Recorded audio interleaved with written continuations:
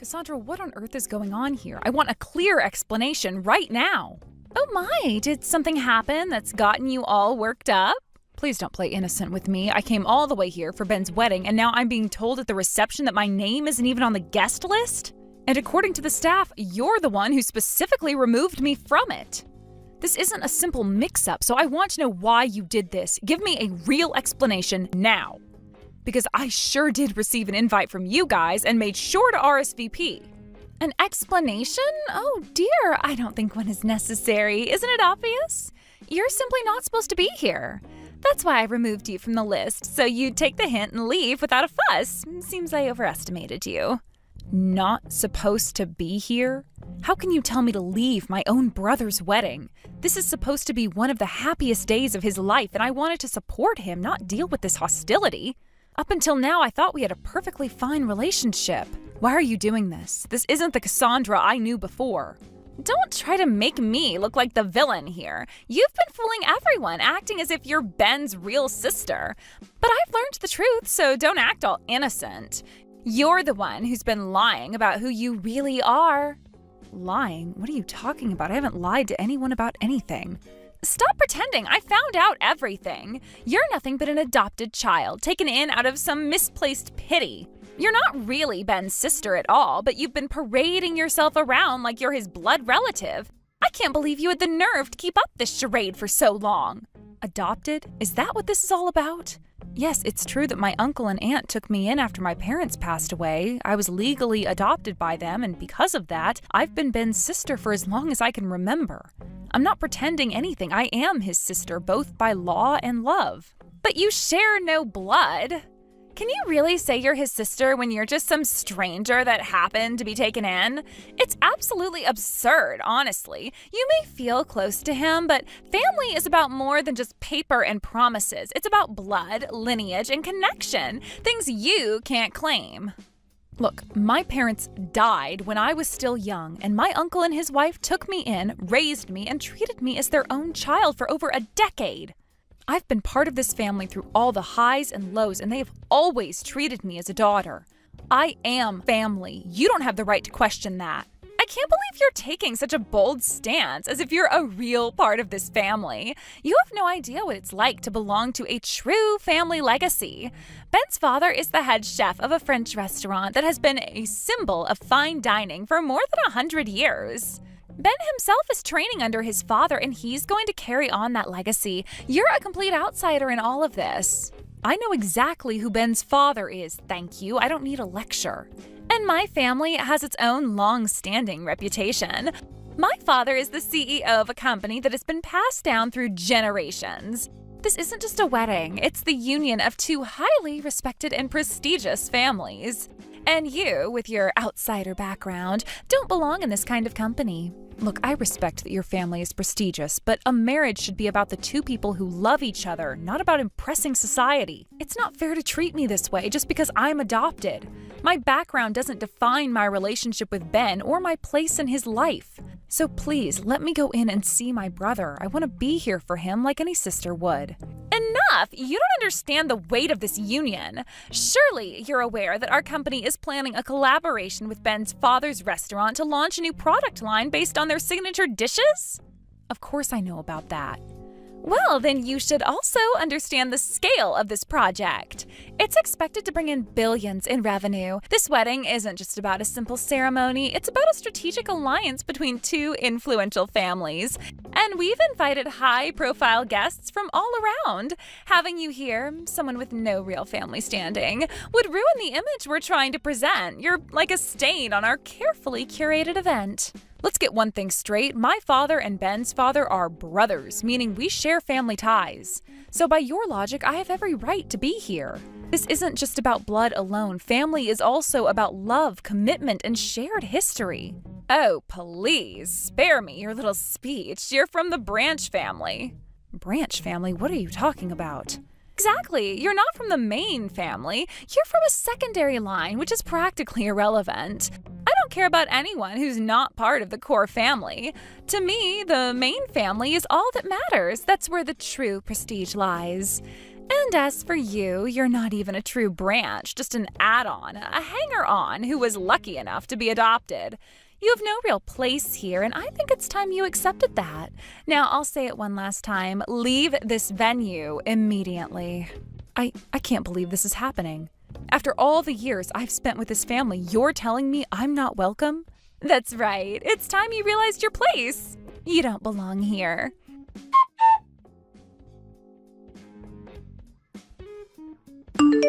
Sarah, have you made it to the venue yet? Oh, yes, I'm here, though not exactly inside the ceremony hall itself, but I'm here. Great, that's a relief. I really wanted you to be there today to see the ceremony firsthand. I've been looking forward to this day as well. You know how much it means to me to see you and Cassandra make this commitment. Yeah, I know. Cassandra really put in a lot of effort to make everything special today. I'm sure you'll enjoy all the arrangements and performances she organized. To be honest, work has been so busy that I couldn't take much part in much of the planning, so I don't actually know all the specifics of what she's prepared. Oh, really? Well, don't worry. I understand, but I do think that you've been working a little too hard recently, haven't you? Well, you might be right about that, but I have to, don't I? Since I'll be the one to eventually take over Dad's position at the restaurant, I have to work hard to ensure I'm ready. I have to preserve the traditions and the unique flavors our place is known for, so there's no time for slacking off. I have to keep at it. That's just like you, Ben. You've always had a tendency to push yourself hard, maybe even too hard sometimes. I do worry about you, you know? But the thing is, I really do enjoy what I do. I think Dad and I are alike in that way. Both take so much pride and joy in the work. That's why it's not really a burden for me. It's something I feel excited about. That's good to hear. I can tell just by looking at you that you're really fulfilled by it all. You always seem so energized and focused when you talk about work. But really, I have to give credit to you. It's thanks to you that I'm able to feel this way and pursue my goals like this. Huh? Me? How am I the reason? Yes, it's because you came into our lives. You may not realize it, but having you as a part of our family has made a huge difference to me. If you hadn't been there, supporting me and encouraging me and just being the wonderful person you are, I honestly don't think I'd be where I am today or be as happy as I am. Oh, come on, don't say that. I'm sure even without me, you and your family would be just fine, and you'd be living happily and achieving all the things you have now. You all are just such incredible people. Honestly, after my parents passed away, you took me in with such open arms. I can't even express how much that means to me. My parents were a wonderful couple too, and I feel so lucky to have had them, but seeing your family, I can say with all my heart that your parents are just as amazing. The bond between them, it's something truly special and inspiring. Yeah, they're incredibly close. To be honest, sometimes they're so close that it can actually get a little embarrassing for me as their son. They have this bond that's hard to describe. But that's a good thing, you know? Being close and loving each other, there's nothing bad about that. It's something beautiful. True, I agree. I hope to have that kind of bond with Cassandra as well. I really want to build the same type of deep, unbreakable connection that my parents have. Yes, that would be wonderful. I think you both deserve that happiness. Well, anyway, just hang tight in the hall. The ceremony should be starting soon, and I'd love to see you in the audience as we take this big step. Actually, Ben, I don't think I'll be able to watch your ceremony. What? What do you mean? Something wrong? Are you feeling unwell? No, it's not that. I made it to the venue, but I haven't been able to get inside the ceremony hall itself. They won't let me in. What? I don't understand. Why wouldn't they let you in? What's going on? It seems like Cassandra might be involved in this. I have reason to believe it's her doing. Cassandra? Wait, are you saying Cassandra did something? What's going on? Please, tell me, what exactly happened? Yes, well, it's a bit complicated, but I'll explain as best I can.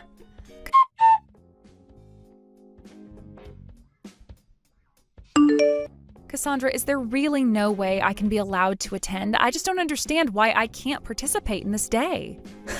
Still begging? Haven't you had enough? Just get out of here already. If you're going to keep making a scene, I'll call security and have them escort you out. Is that what you want? Wait, please, just listen to me for a moment. I know that I'm adopted, but Ben and we've spent over a decade together as if we were true siblings. He told me himself that he wanted me to be here to see his big day. Even if you don't do it for me, at least let me attend for Ben's sake. He deserves to have his family there. I'm not doing that. But what about Ben? Are you just going to ignore his feelings completely? That's right. His feelings don't matter to me. Why? I already told you, didn't I? This wedding is a prestigious event. We have high-profile guests attending, and many of them are my personal acquaintances. If I introduced them to someone like you, someone with no blood ties, someone who's adopted from the Branch family, I'd be utterly humiliated. Do you think I could ever live down the shame of such a disgraceful association? But how can you be so caught up in this? Why are you so focused on things like adoption or parentage? None of that matters here. I don't understand why you have to make it so personal. I told you already, didn't I? It matters because it's everything. This is about maintaining the dignity of the bloodline. If Ben can't learn to uphold that principle, then he has no business representing this family. He needs to understand what it means to carry on a noble lineage, and I'm going to make sure he learns. After all, as the future mistress of the family's French restaurant, I'll be the one in charge. And when that day comes, he'll need to know how to behave properly as my husband. Wait a minute, what do you mean you'll be running the restaurant? That place is Ben's responsibility. He's been preparing to take it over for years. Ben can be the chef, but the ownership and control, that's going to be mine. With a restaurant legacy that spans over a century, who else but me deserves to lead it? I think I'll look quite splendid as the head of a historic French restaurant, don't you agree? How can you say that? It's not just a title. Do you even understand how hard Ben works day after day, all the effort he puts in to ensure he's worthy of carrying on that tradition? Oh, I know exactly how hard he works, but that's beside the point. What I want, I take. And I'm telling you, I'm taking everything. That's my creed. No, I won't let you get away with this. You're not going to just take everything for yourself. Enough from you, Branch family. You don't have a say here. However, if you're that desperate to stay involved, I'd be more than happy to hire you as one of the restaurant's lowly assistants. You can work under me for a pittance, and I'll make sure you're stuck there for life, slaving away for minimum pay. Doesn't that sound fitting? So do you understand where you stand now? What are you going to do? I understand. I'll go. I'll leave. Huh, so you finally get it. Now don't ever show your face here again. I won't let things go your way. Not without a fight.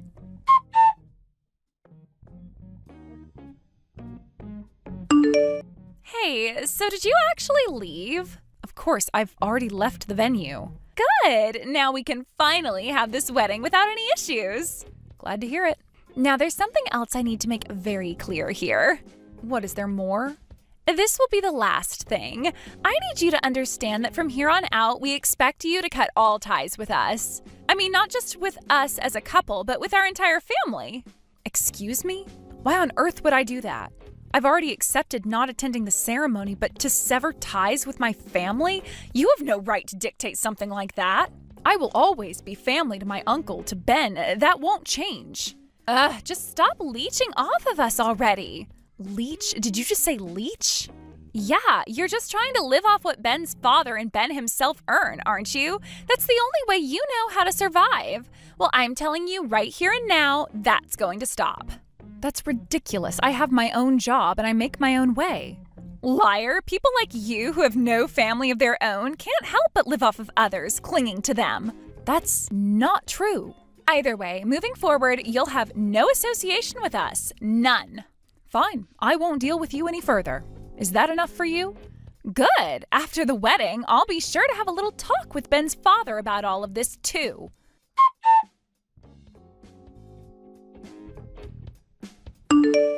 Sarah, why aren't you answering your phone? Why haven't you been picking up? Oh, I'm sorry about that. I was tied up with a few things I had to take care of. But 300 missed calls? What is going on? Is everything okay? It's because of you that the wedding turned into a complete disaster. A disaster? What do you mean by that? All the guests from the groom's side, every single one of them left the venue. Oh, that's what happened? But why? What caused them to leave? It's because of you. You went around spreading all kinds of lies and causing trouble for everyone. What are you talking about? Don't accuse me of something I didn't do. I heard it from the guests. They told me everything. Yes, I did talk to the guests, but I wasn't spreading lies. You have to understand, when I couldn't make it to the wedding, I figured they'd be confused or upset. I thought it would be better to explain why I couldn't attend. That's all I did. So you told them to leave the wedding and not support it anymore, didn't you? You told them to boycott the ceremony, didn't you? No, I didn't say anything like that. I never told anyone to leave or boycott the wedding. All I did was explain why I wasn't attending. It wasn't my decision for the guests to leave. It was their choice after I told them what happened. They were upset when I told them that I was sent away just because I'm adopted. I didn't tell them to leave or make a scene. They made that decision on their own, and I had no part in it. So you're admitting that you spoke to the guests and told them what happened? That's the problem. Now you need to fix this. You need to contact everyone and tell them it was all a mistake, that it was all a lie. You need to get them to come back to the wedding. Why should I be the one to fix this? And I'm not lying. I'm telling them the truth about how I was treated. Why would I lie about something so serious? They have been so kind to me for all these years, and I couldn't possibly lie to them. Are you really saying you don't care that your brother's wedding is ruined? You have made everything fall apart. Don't blame me for this. I didn't cause this mess. You did. You're the one who made this whole thing a disaster. I simply told the truth. You're the one who should be taking responsibility for this situation, not me. Fine then, if you're so sure, why don't you go ahead and tell Ben the same thing? Why don't you tell him that you ruined the wedding and that you're the reason everything fell apart? Of course I'll tell him. What's the problem with that?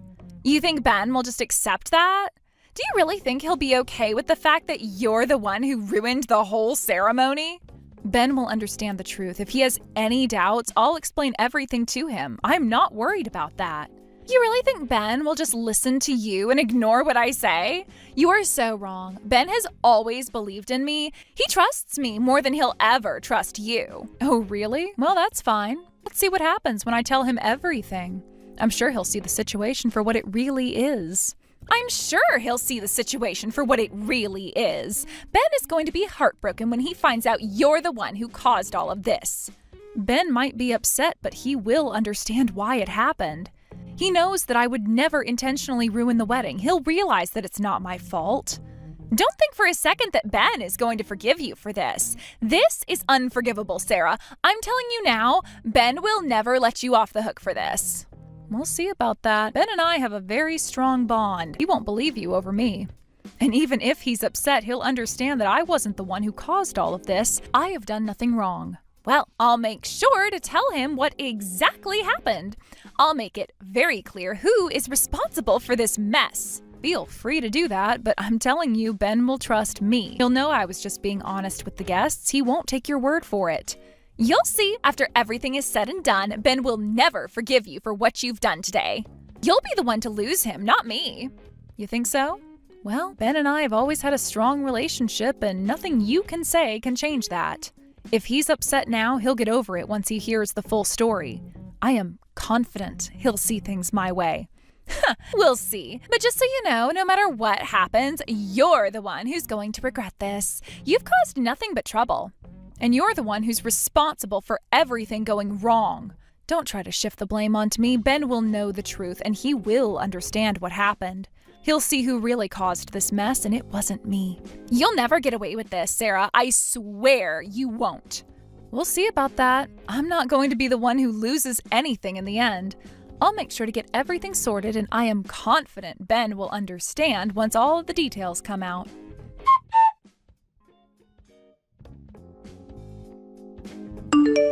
Ben, this is terrible. All of the guests have left the wedding. Oh, I heard about that. This is really bad, isn't it? Wait, hold on, Ben. Did Sarah set this all up? Was this her plan? Sarah? Did she plan this? Yes, it's her. She's the one who ruined our wedding. She did this on purpose to mess everything up. That's not possible. There's no way Sarah would do something like that. I'm telling you, it's true. She went around spreading all these horrible things about me to the guests and told them to leave. It was all Sarah's fault. And when I confronted her, do you know what she said? She said it was all so she could take control of your dad's French restaurant. She actually said that she needed me out of the way so she could take over the place. What on earth are you talking about? You don't believe me? Oh, this is the worst thing. No, it's not that. What I'm saying is, if you're going to lie, at least come up with a better lie than this one. What? Are you calling me a liar? What are you even saying right now? Because the French restaurant wasn't even your dad's to begin with. It was Sarah's father's restaurant. Wait, what? That's a lie, right? No, it's not a lie, it's the truth. Sarah's father originally owned the restaurant. When he passed away, your dad stepped in and took over. So Sarah's been planning this to take it back for herself? No, that's not the case at all. Sarah's always supported Dad so that he could keep running the restaurant. She's never had any intentions of taking it back from him. Wait, what do you mean by that? Our family has a tradition. The oldest son inherits the family business. The oldest son learns the secret recipes and techniques from a very young age. The younger son never even gets the chance to learn those things. It's been like that for generations. That's how the family business has been passed down. So, originally, Dad wasn't supposed to take over my uncle's restaurant, but Sarah, who had learned everything from her father, passed all that knowledge and skill on to Dad. That's how he was able to take over and run the place so successfully. What? Are you serious? She did that? How is that even possible? Well, it wasn't exactly ideal, but Sarah didn't care about the whole firstborn and secondborn mentality. She hated that way of thinking, so she was more than willing to pass on all of her father's techniques to help Dad. Thanks to her, Dad became the head chef at the restaurant. And I, too, have learned from Sarah. I'm working as a chef now because she taught me everything I know. So now you're saying that Sarah, the woman who did all this for our family, is somehow trying to take back the restaurant for herself? How dare you insult her like that? Wait, hold on a second. And you're treating Sarah like she's some outsider, someone who doesn't belong in this family. That's not something I can accept. I can't marry someone like you. You've really disappointed me. I'm done with this. The engagement is off. Don't you dare come near me again. I've had enough of you.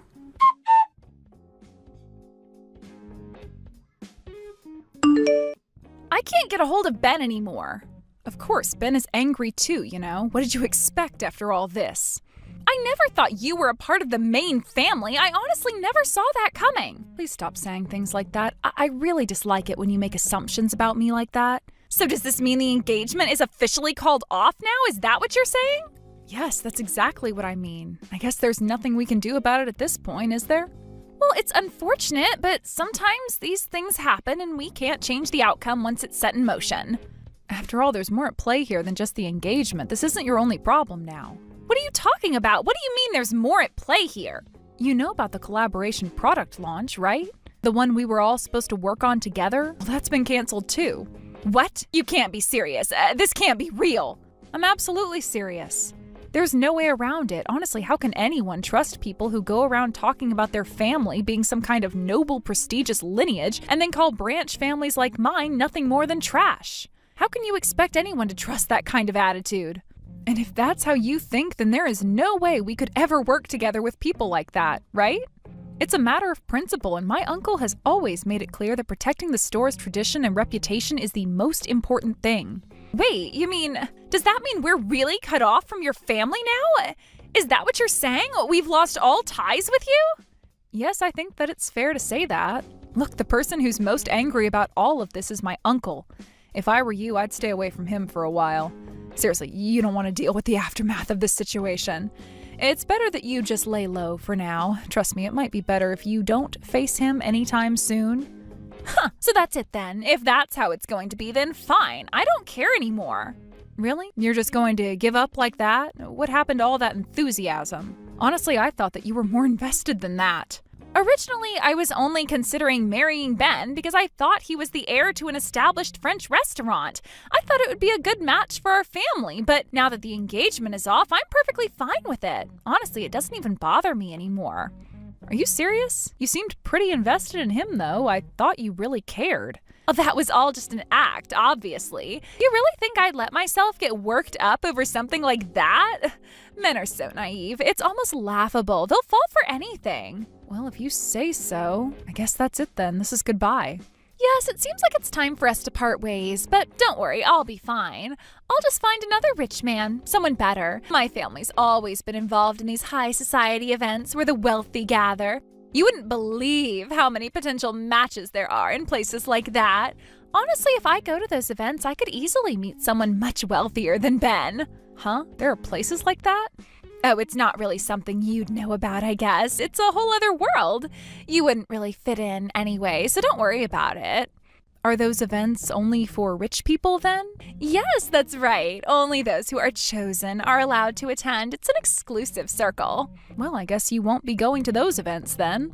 What? What are you talking about? I mean, your father's company is going bankrupt. What? What do you mean by that? Are you serious? Oh, you didn't know? Well, your father's company has been struggling for years. They've been in the red for such a long time, it's honestly surprising it hasn't happened sooner. He was hoping that this collaboration would be the thing to turn everything around, but now that it's been canceled, the company's pretty much doomed. I'm sure it won't be long before the bankruptcy is announced. Wait, what? Are you telling me this is really happening? Why don't you ask your father? I'm sure he'll give you an answer, though it might not be the one you want to hear. I bet he won't look so confident then. No, that's impossible. This can't be true. You're just lying, aren't you? No, I'm not lying. Your father might have had a great lineage, but when it came to managing a business, he was a total failure. I think he got in way over his head, and now it's too late to do anything about it. I can't believe this. This is too much. Well, you don't have to believe it, but you'll find out soon enough. It's only a matter of time before everything unravels. Hey, Sarah, please, can you set up a meeting with Ben? I want to apologize for everything. I didn't mean for it to end up like this. That's impossible now. Ben's already completely given up on you. You really don't have a chance with him anymore, and honestly, I don't want to be involved in anything like that. I'm not going to arrange anything for the two of you. I didn't think things would end up like this. Please, I'm really sorry. Honestly, it's like you were only ever interested in bloodlines and titles, wasn't it? You should have paid more attention to what really matters, like a person's character and what they've done in their life. If you had, maybe you wouldn't be in this mess. A person's worth isn't defined by their family name or their title. It's determined by how they live and what they contribute to the world. You and your family have just been coasting along on the cushions your parents laid out for you, and you don't understand that. You never will. I'm really sorry. I didn't mean to hurt anyone. Please, forgive me. I can't forgive you. You've tarnished everything that my uncle and Ben and I built together. We had such happy times, and now you're trying to destroy it all with your shallow ideas about bloodlines. I'll never forgive you for disrespecting my dear brother, Ben. But I didn't mean it. Please, listen to me. From now on, you'll have to take responsibility for your own actions. No more relying on your family or their connections. You can handle things on your own. I know you can. You're from a noble family, after all, aren't you? I'm sure you can find a way to pull yourself out of this crisis gracefully and without anyone's help. You should be able to manage, right?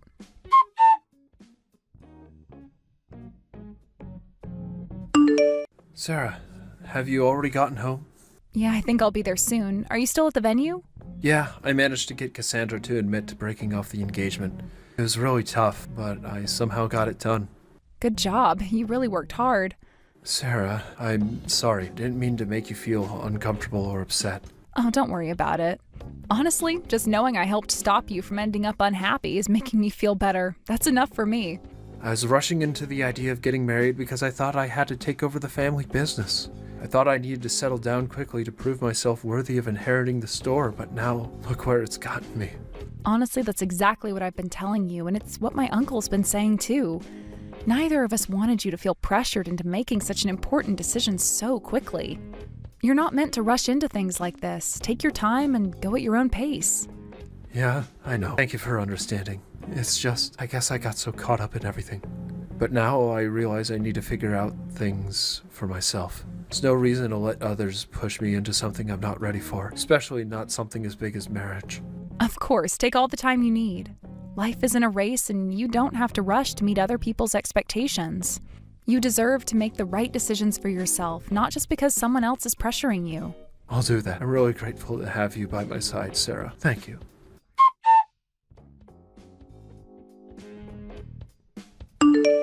After that, Cassandra's father's company went bankrupt. It seems like they ended up with a massive amount of debt, and it wasn't something that could be easily overcome. The situation was much worse than anyone had anticipated, and Cassandra's entire life was turned upside down. It wasn't just about losing money or business assets, it was everything. The lavish lifestyle she had been accustomed to was suddenly gone, and she had to face the cold reality of what that meant for her future. Cassandra tried to leave that house immediately and live alone, believing it would be better to get out of the environment that had only reminded her of the collapse. But living on her own wasn't as easy as she thought. Up until that point, she had always relied on her parents, living off their wealth and status, and never truly learning how to manage her own life or finances. Her entire upbringing had been one of comfort, without the need to worry about anything practical. The idea of living independently was something entirely foreign to her, and it was a tough adjustment. At first, she tried to get by with part-time jobs, managing a fairly simple and regular life. But despite her best efforts, she couldn't shake the habits of her previous life. The desire for luxury, the need to be seen in the right places, and the constant craving for the extravagant lifestyle she was used to. This was something that wasn't easily forgotten, even though it wasn't sustainable with the amount of money she had. Eventually, she couldn't resist the temptation anymore. She began to indulge in her old ways, going out, spending money she didn't have, and trying to live the way she once did, pretending like nothing had changed. Of course, this meant that she had to start borrowing money from others. She wasn't just living beyond her means, she was actively going into debt in order to maintain appearances. It wasn't long before the debts began to pile up, and she found herself in a financial hole that she couldn't climb out of. In her mind, she had tried everything she could, but nothing seemed to work. She didn't have the skills or the experience to turn things around. Eventually, her debts became too much to handle, and now she's been living in a constant state of fear, running from the people she owes money to. She's hiding from creditors, trying to avoid them, and there's no clear end in sight. Meanwhile, on my side, things have been remarkably different. I've been living with my uncle and the family, and every day has been filled with happiness and stability. The challenges we've faced together have only made our bond stronger, and we've worked hard to build something meaningful. The French restaurant, which has always been a central part of our lives, continues to thrive, and it's become a symbol of everything we've worked for. My brother, who had always shown a passion for cooking, has been dedicated to improving his skills, and I see him getting better every single day. His progress is a reflection of his commitment, and it's not just about cooking, it's about building a life step by step. The success of the restaurant isn't just measured in profit for fame, it's all about the relationships we've built along the way, the trust and respect we've earned from our customers, and the pride we take in every dish we serve. We're not just creating food, we're creating experiences, and that's something I know my parents would be proud of. I like to believe that wherever they are, they're watching over us and feeling satisfied with the direction we've chosen. Looking at Cassandra, I can't help but feel a sense of regret for her. Her situation is the result of a series of choices that had led her to this point, yet it's hard to watch someone who's so used to privilege struggle in this way. She's facing the consequences of living a life that revolved around wealth and status, never truly learning the value of hard work or the reality of financial responsibility. What's happened to her isn't something that anyone would wish for, but it also shows how easy it is to become disconnected from the world around you when you live in a bubble of wealth and comfort. For me, I've always known that success doesn't come easily. It's about resilience, learning from your mistakes, and having the strength to keep moving forward even when things seem impossible. I didn't have the luxury of relying on family wealth, and in a way, that's been my strength. It's forced me to grow and figure things out on my own, and to create something that's truly mine. The path has not been easy, but it's been fulfilling in a way that no amount of money or status could ever provide. My brother has become a shining example, too, of what it means to work hard and follow your passions. His commitment to cooking isn't just about skill, it's about a deeper sense of purpose. Every dish he prepares is a reflection of his dedication, his heart, and his love for what he does. It's not just about feeding people, it's about connecting with them, telling a story through food. I'm incredibly proud of how far he's come, and I know that he will continue to grow, not just as a chef, but as a person. In the time I've spent with my uncle and his family, I've learned that the most important thing is not where you come from, but what you do with your life.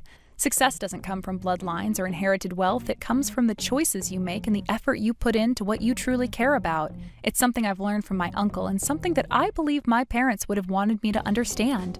They taught me that integrity, hard work, and perseverance are the keys to living a meaningful life. As for Cassandra, I can only hope that one day she'll understand what it means to live authentically, to build something with your own hands, and to find fulfillment in something other than material wealth. Right now, she's trapped in a cycle of debt and insecurity, trying to keep up with a lifestyle that no longer exists. I'm not sure if she'll ever find her way out of this situation, but I know that it's not something she can escape with borrowed money or empty promises. True freedom comes from within, and the ability to stand on your own 2 feet, and from the willingness to face your problems head on. As I reflect on the life we've built, I'm filled with gratitude. My uncle's unwavering support, my brother's passion, and the sense of community we've created together have made me realize how much we've accomplished. We've built a foundation based on respect, hard work, and shared values. We've created something that will last, not just for us, but for generations to come. Looking back, I can't help but feel a sense of pride in what we've achieved. Despite the challenges, we've stayed true to ourselves and to each other. We've built a life that I know my parents would be proud of. They would be happy to see that we've continued to live by the values they instilled in us, and they will be content knowing that we've found our way, even when things seemed uncertain. As for the future, I am confident that we will continue to learn, grow, and succeed. There will always be challenges ahead, but with the strength and wisdom we've gained, I know we will overcome them. The path we've chosen may not always be easy, but it's the one that feels right, and I believe that's what truly matters.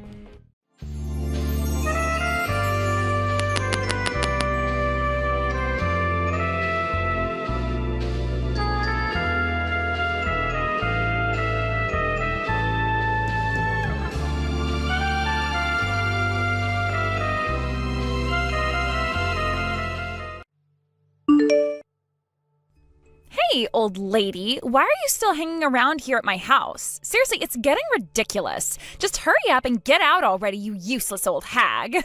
Don't you know when you're not wanted? Reese, what is it this time? Why are you always bringing this up? When you say hanging around, I'm just living in my own home, you know. I don't understand what you're getting at. As if this is your house. How absolutely shameless can you be? Let's get something straight. This is my house now, okay? There is no reason for you to be here anymore, so why don't you just get out already? You don't belong here. I've been living here as well for the past 3 years, Reese. What exactly do you expect to gain by pushing me out? I don't think you've thought this through. Oh, honestly, are you serious? You're such a pain to live with. You don't even get my food preferences. I mean, how many times have I told you that I hate spicy food, but you keep making it? And don't even get me started on the laundry. You can't even decide whether to wash my clothes together with yours or separately. How clueless can you be? That kind of thing really grosses me out. You're so behind the times. Well, I'm washing your clothes for you, so a little gratitude would be nice, actually. I don't have to do it, you know. And cooking might not be my strong suit, I admit, but I've been putting in an effort for you, trying to make things work. So what? If it tastes bad, I'll say it tastes bad, okay? There's no reason for me to lie about it. I mean, honestly, it's not even edible sometimes. Well, not like it matters anyway, because all of that is coming to an end now. You don't have to bother anymore. Coming to an end? What exactly do you mean by that, Reese? When I was in high school, yeah, I let you do all the housework and stuff because it was easier that way. But guess what? Now I'm a medical student, all right? I've got a bright future ahead of me, unlike some people I know. As a promising medical student with a lot going for me, I don't need you here anymore. I've outgrown you. I'll just hire a housekeeper who's actually useful and does things right.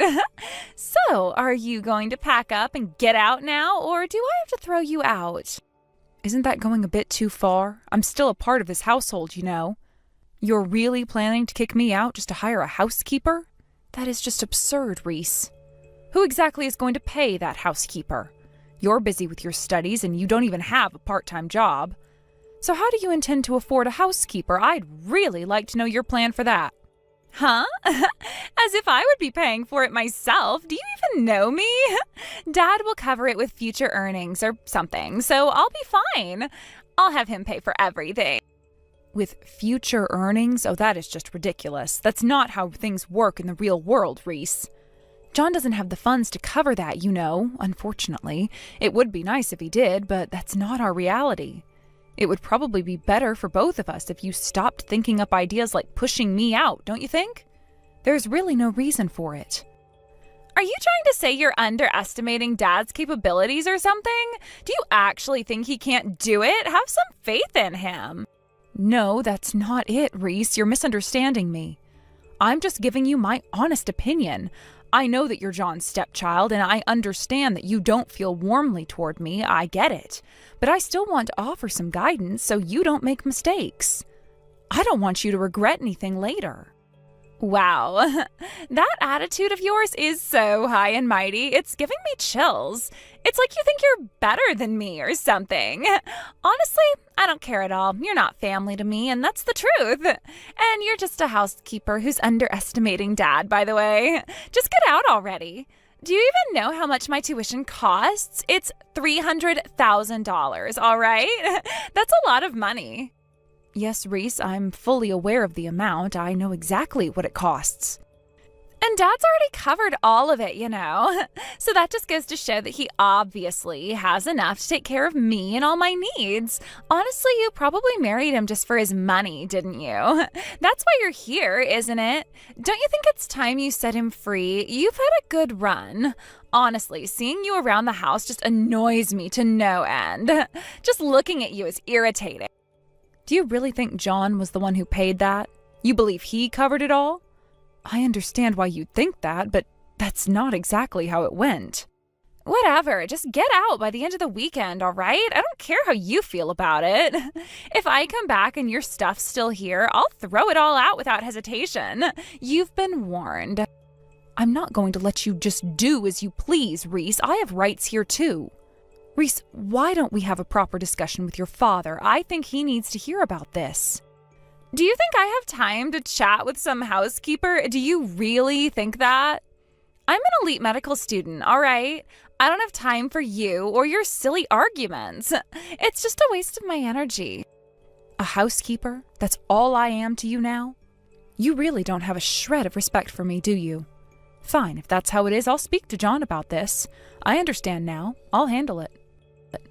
Just get out already, you useless old hag. You're such a burden. You don't belong here anymore. I'll be in touch. We're not done here.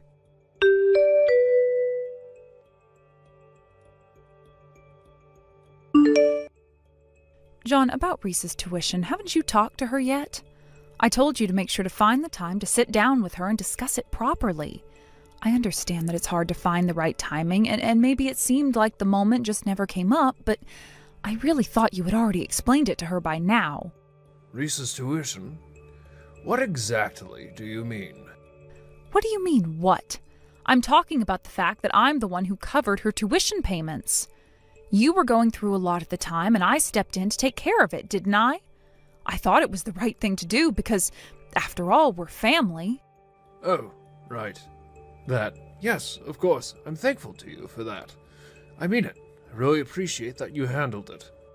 No, it's not about whether you're thankful or not. What I'm saying is Reese doesn't seem to know anything about it. She has no idea that I was the one paying her tuition. You didn't tell her, did you? This completely changes things, John. Does it really matter that much? I mean, who paid or didn't pay? Is it really so important? John? What? I don't understand what you're getting at. Well, think about it. You and I are married now, right? Since we're a married couple, is it really that essential to make a big deal about who specifically paid for what? We're a family, aren't we? Whether you paid or I did, doesn't it just amount to the same thing? Sorry, John, but I don't get your logic at all. Look, I know that Reese and I don't have the closest relationship, but wasn't the entire point of this situation to build some level of trust between us? I thought helping with her tuition would make her see that I care about her and her future. Instead, with things going this way, I feel like she's completely ready to kick me out of the house. Kicking you out? Where did that come from? Reese has been openly telling me to leave. She's been quite insistent about it. Can't you please say something to her? I think hearing it from you would make a difference. Really?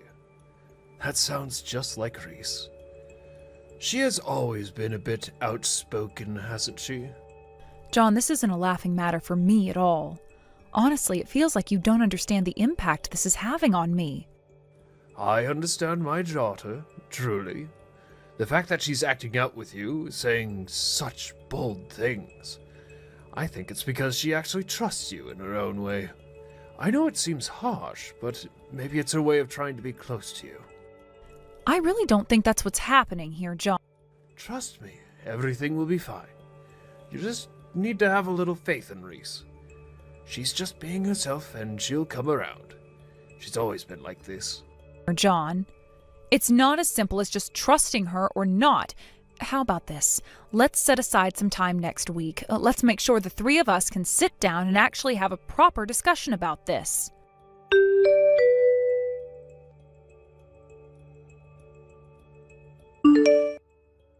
Don't bother coming back here anymore. Actually, it's not even coming back. Just don't even try to enter. You don't have a place in this house anymore. We're having this conversation again? Didn't I tell you we'd discuss everything with John next week? He'll be back from his business trip and we'll talk things over then together. That's why I figured I'd settle it all before that. Settle it? I already changed the locks on the house, so you won't be able to get in anyway. What? You changed the locks? What are you talking about? Why would you do something like that? To keep you, a stranger, out of this house, of course.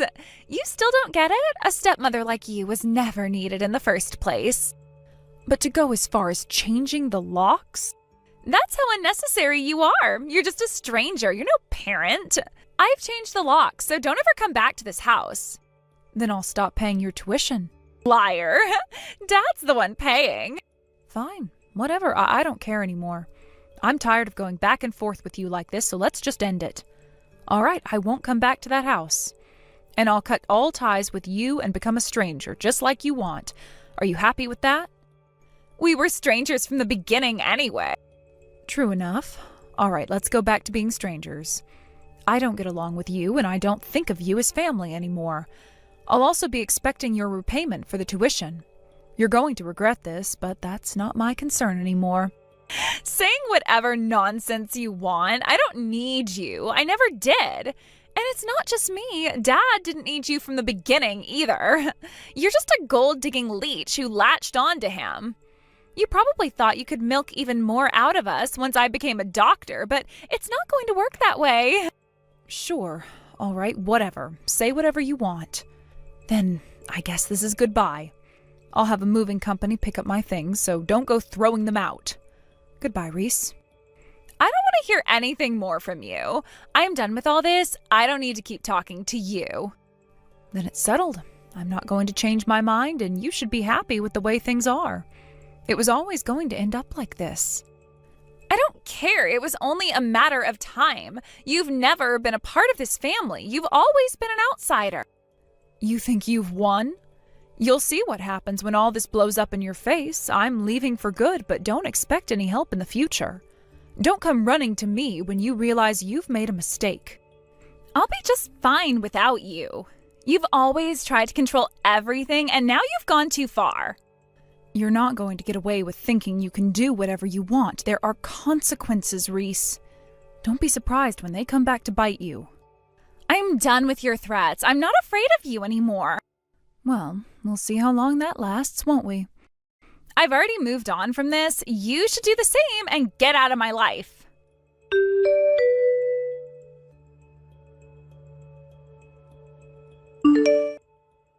Pick up the phone. You need to pick up the phone right now. Dad's angry. Seriously, why aren't you answering? Why do you think I'd want to talk to you? If you're calling because you're bored or something, then forget it. I've got better things to do than deal with you. Oh, I see. So you think you're too busy to help out when I need something? You're just sitting there doing nothing, right? Why won't you help?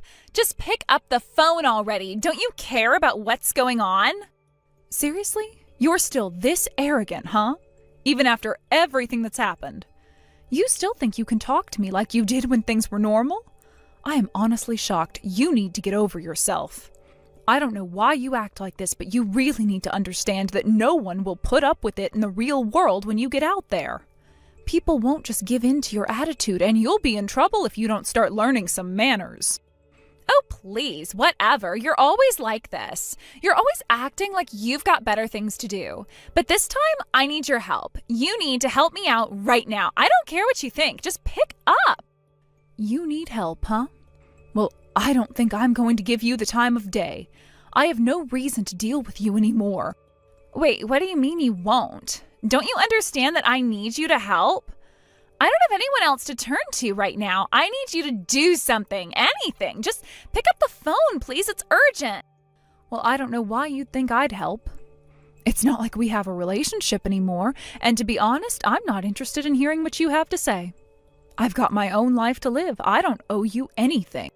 You're unbelievable. Seriously, you're acting like this after everything? After what I've been going through? I don't care what you say. You're still my family, right? And right now, Dad is furious, and I need to figure out what's going on. So just pick up, please. Oh, so you're acting like you actually need me? When was the last time you cared about me? You never had time for me before, and now all of a sudden you're calling me for help? You can't just treat people however you want and then expect them to be there when you need them. Ugh, I can't believe you're saying this. You are so frustrating. Why are you always like this? What happened to you? You used to care, but now you're treating me like I'm a complete stranger. How did it come to this? It's because you've treated me like a stranger for a long time. I'm just returning the favor. You've never once shown me any respect, and you've acted like everything's been my fault. I am done trying to please you. If you want to talk, you'll have to face the reality that things have changed. You know what? Fine. If that's how you want to be, then go ahead. Just know that I still need your help, whether you want to admit it or not. But I guess I shouldn't expect you to understand that, right? I understand perfectly. You think you can just come to me with all these problems when things go wrong and expect me to bail you out. But that's not how it works. I am not here to fix everything you mess up. You know what? Forget it. But at least you should know I'm trying to help you out with something important. You really should listen when I'm telling you that Dad's angry. Do you even care what's happening? Care? You think I should care? Why should I? Your father's done more than enough damage, and frankly, I don't see any reason to be involved in this mess. You two have created this situation, not me. I'm not going to keep cleaning up after your mistakes. It's not just that. It's about the money. It's about everything, and you know it. You're the one who kept saying you wanted to be there for me, and now you're acting like I'm the enemy. Oh, now we're talking about money? Well, if you're so concerned about that, you should be the one worrying about it. You want my help, huh? Then let's talk about your little tuition fee. You've got the nerve to call me about that?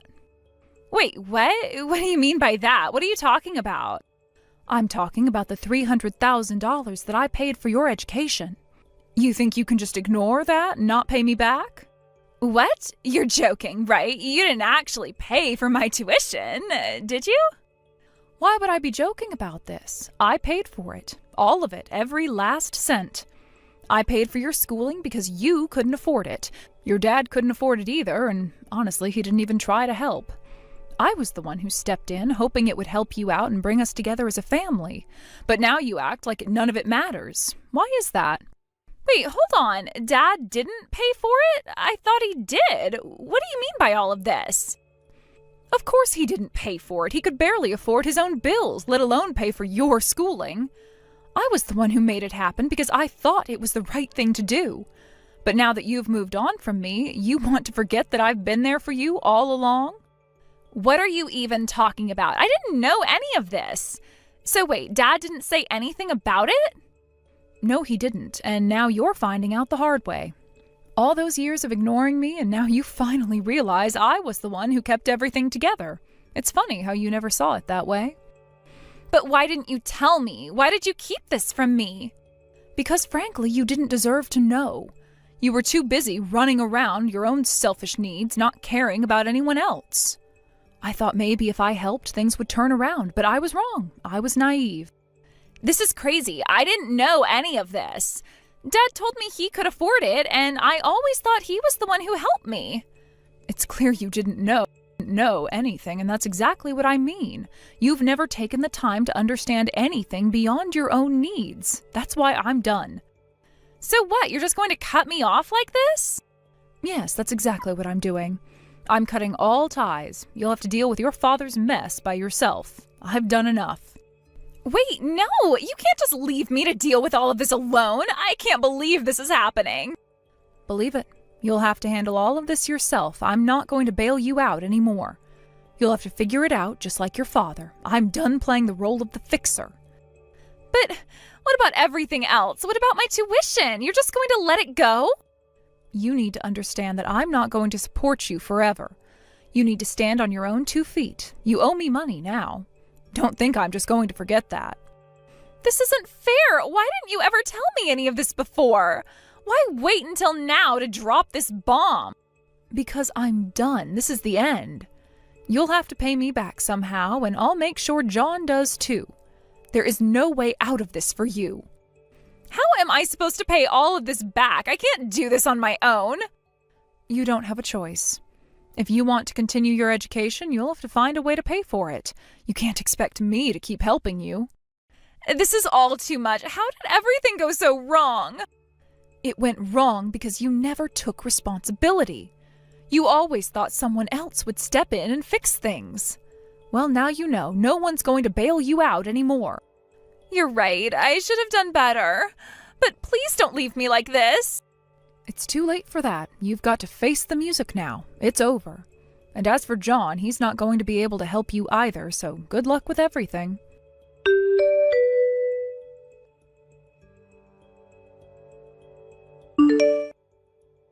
Why haven't you been picking up the phone after I've been calling you this whole time? I heard from Reese. What he did was truly the worst, but to cut ties with me so suddenly, are you out of your mind?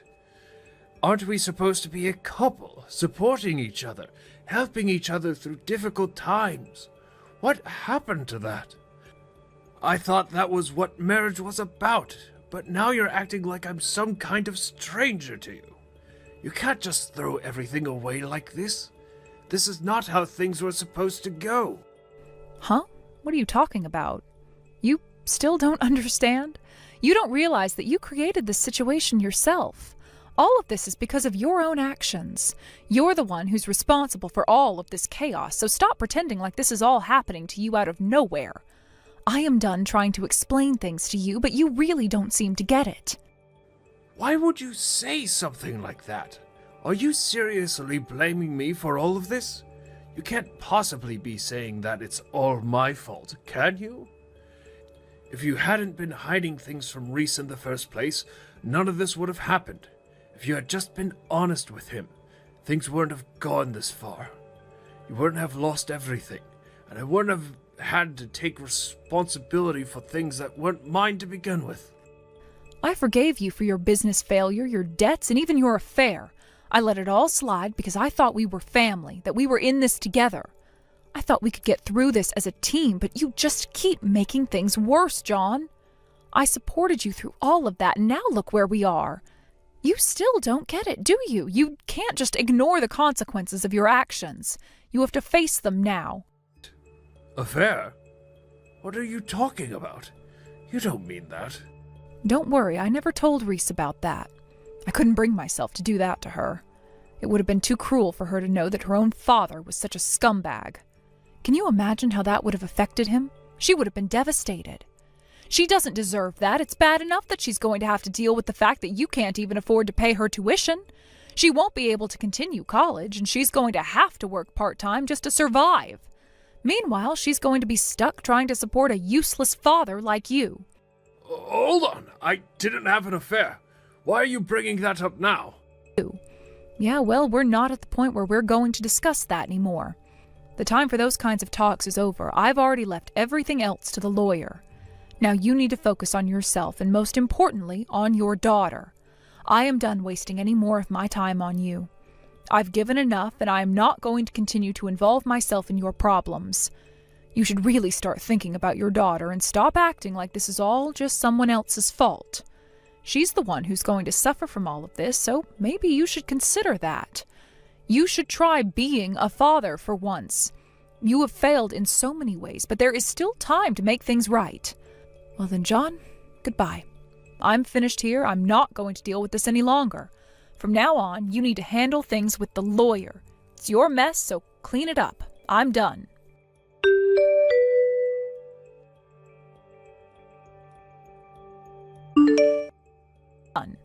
I've decided to drop out of college. After thinking it through, I realized that by doing so, I'll be able to get a refund for the tuition I already paid. I'm going to use that money to pay back what I owe you. It seems like the right thing to do, given the situation. Honestly, I didn't think you'd contact me again, but it's clear now that this was something that needed to be said. I get it. All right, I understand. From this point on, you can leave everything to the lawyer. I trust they'll take care of things from here on out. I contacted you directly because I've just been feeling awful. I wanted to apologize, Becca.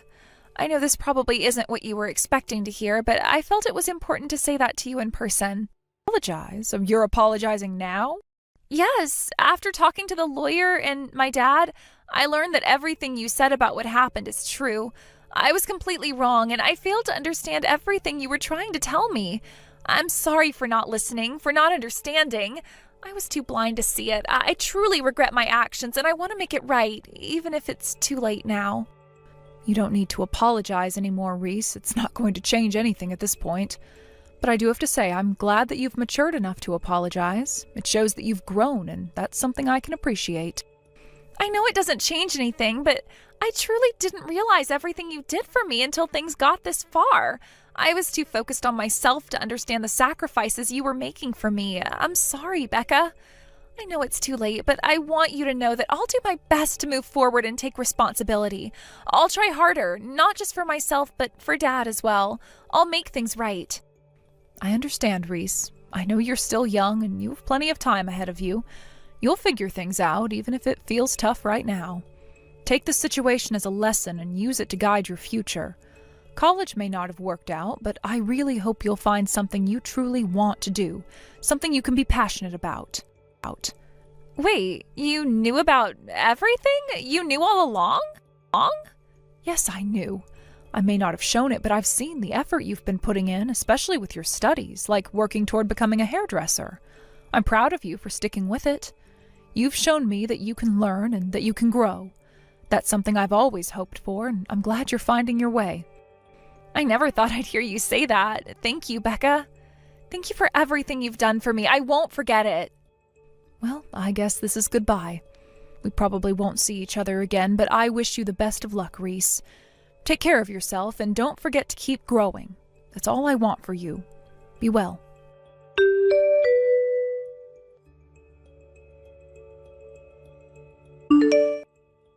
After that, I never saw the two of them again, but the money I had lent them was fully repaid several years later.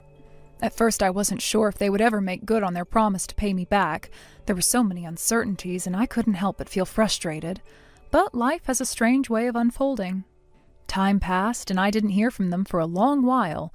During that time, I kept thinking about everything that had happened, about the decisions I had made, and about the people involved. At some point, I even wondered if I would ever get the money back. After all, so many things had gone wrong. There was no guarantee of anything. But eventually, the unexpected happened. The money came back slowly but surely. I was surprised at how things turned out, after everything that had happened, after everything I had been through with John and Reese. I had no idea what to expect, but they proved me wrong. I suppose that's one of the lessons life teaches us sometimes. Things don't always go the way we think, and people aren't always who we expect them to be. Even after everything, John and Reese managed to pay me back. I don't know exactly what happened during the years we didn't speak, but whatever it was, it seemed like they had made some kind of change. John in particular seemed to have changed in a way I hadn't anticipated. I know that Reese played a role in making him see things differently. He wasn't the same person I had known before, and it was clear that Reese had become someone who could make him reflect on his past mistakes. I have to admit, I didn't expect that. In fact, I thought they might drift further apart as time passed. But somehow, against all odds, they had managed to find their way back to each other. I believe that over time they both realized how much they needed to grow, both individually and together. They were no longer the same people who had made all those mistakes, and while I can't claim to fully understand everything they went through, I have to acknowledge that something had changed. There was a sense of maturity that had taken root in them. Maybe it was Reese's influence, or maybe it was simply the passage of time. I couldn't tell you for sure. But it was clear to me that John had become a more responsible person. The way he approached everything seemed different. I couldn't help but feel a sense of pride, knowing that somehow, despite all the mistakes they had made, they were trying to build something better together. John and Reese were no longer just two people lost in their own problems. They had become a team. They had learned from their mistakes, and now it seemed like they were genuinely trying to work things out and make something of their lives. I don't know what the future holds for them, but I can say that I am hopeful for their future. I don't expect everything to be perfect, but they've come a long way from where they started. So while I may have had my doubts back then, I can confidently say now that I believe they are doing their best. They've worked hard and they've learned from their experiences. I hope they continue to grow and make good choices. The road they've walked hasn't been easy, but I'm glad to see they've made it this far. Thank you for watching and listening. We hope you enjoyed the video. Don't forget to like this video and subscribe. Also, feel free to leave a comment about what you thought of the story. We look forward to seeing you at the next story. In the end, Brian hasn't changed his mind at all, has he? Even though I was completely opposed to marrying a girl who only finished middle school. It's so frustrating, I can't believe this is happening. Does he not realize what he's doing to this family? Amanda, are you seriously bringing this up in the morning of the wedding? I mean, come on. I know you're not enthusiastic about my marriage to Brian, but to hear you say this right up to today is just incredibly disappointing. What do you mean by just? What do you want to say? Well, it just makes me feel uncomfortable, you know? It's not something I expected to hear from you, especially not now. It's a lot more uncomfortable for me to watch my son marry someone like you, who doesn't have much going for her. You should really realize that you're making everyone around you feel uneasy, you know. It's hard to support this union when I see how mismatched you both are. I'm not trying to do anything like that. I thought we were beyond these judgments. Listen, my husband is the president of a well-known company. Brian was groomed to be a successor through elite education. He's had the best opportunities and training imaginable. There's just no comparison between him and someone like you, who hasn't received much of an education at all. How can you even think you could fit into our family? What kind of way is that to talk? I received an education too, you know. Just because I didn't go to a prestigious school doesn't mean I'm unworthy. From that foolish father of yours, right? It's probably not even a decent education. Don't fool yourself. That's not true at all. My father worked hard to provide for me, and he instilled values in me that you wouldn't understand. If you don't have money or a good educational background, and you have no mother to speak of, all you have is a foolish man by your side. The more I think about it, the more I realize you are completely unworthy of being part of our family. It's just a fact. My father is not foolish. I grew up receiving a lot of love from him. He has a good relationship with Brian too, and that counts for something, doesn't it? Brian is a kind-hearted at his core. He said that after he takes after our family business, he wants to focus on charitable work. Honestly, I can't wrap my head around why we should help the poor. They're just people who aren't putting in enough effort and expect handouts instead of working hard for what they want. I actually want to help with Brian's charitable projects. There are many people in the world who suffer from poverty for unavoidable reasons, and I believe we should help those who truly need it. Sure, there are people like that, but you, on the other hand, seem like a poor person who hasn't made any effort, right? It's so typical for people like you to want to play the victim instead of taking responsibility for your own life. How can you be so sure about that? You don't even know me. Well, it's obvious when you look at it. You're someone who blames everything on your environment and has been coddled throughout your life. I'm sure your father is just like that too. He's so soft on himself that he never grows. He probably spoiled you, didn't he? Especially your father, of course. With that foolish face of his, it's no wonder his wife ran away from him. She probably saw how incapable he was. Is that so? I'll remember what you said, and I hope you remember it as well. Yes, your father is foolish. And you, born from that foolishness, are foolish too. Keep that in mind. This is valuable advice coming from a successful person. Well then, I'm looking forward to the wedding. Despite everything, I hope you enjoy it. But really, don't expect too much. Yes, I look forward to it too. But honestly, I can't wait to see how cheap your wedding dress looks. I'm sure it'll be just as disappointing as your attitude. You think you can judge me based on my choices? I didn't choose to be in this position.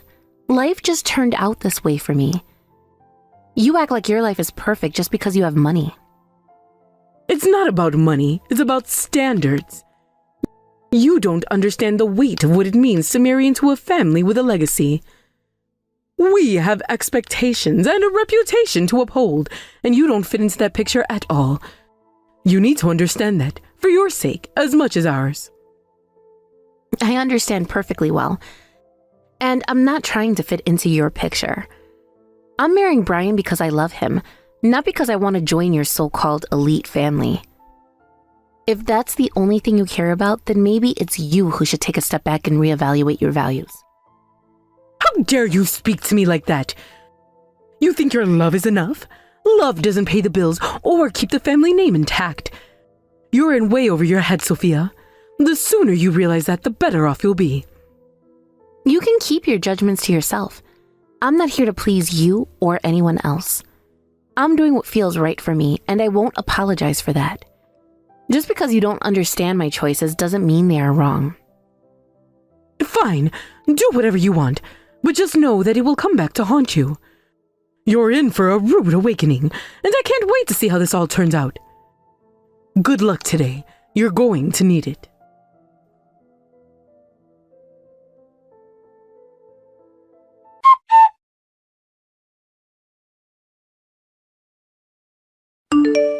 Sophia, today is finally your wedding day.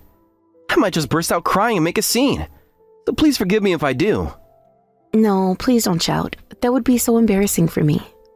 Wait, something bothering you? You don't seem very cheerful. Is it possible that you're feeling a bit of wedding jitters? Oh no, it's nothing like that. I don't have any worries about marrying Brian. I really believe we can make each other happy. It's just that... Could it be something to do with Amanda?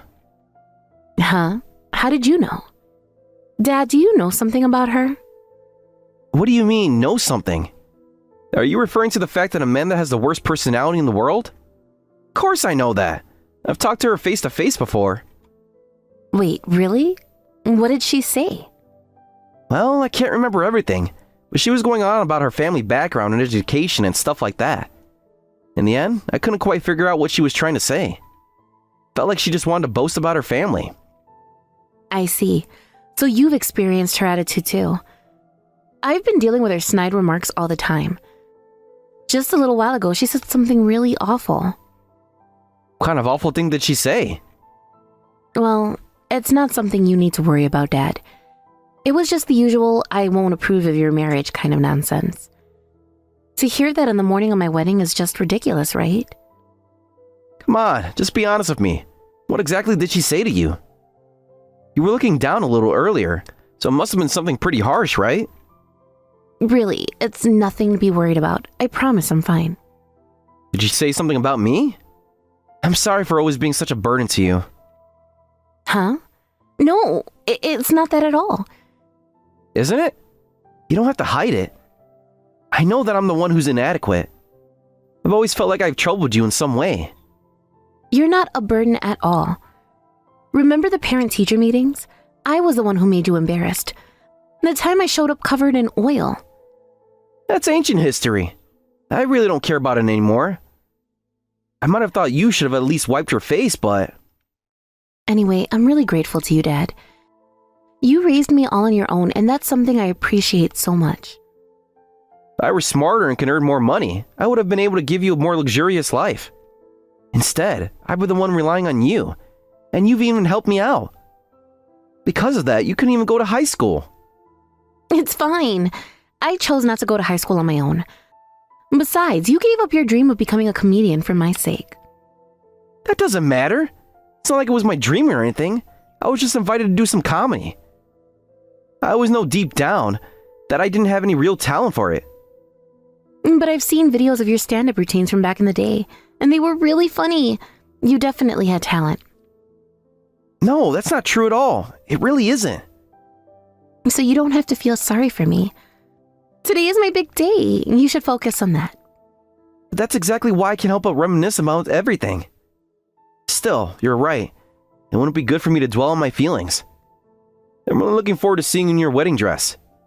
You can bet I'll be recording every moment. Yeah, thank you, Dad. I'll see you later.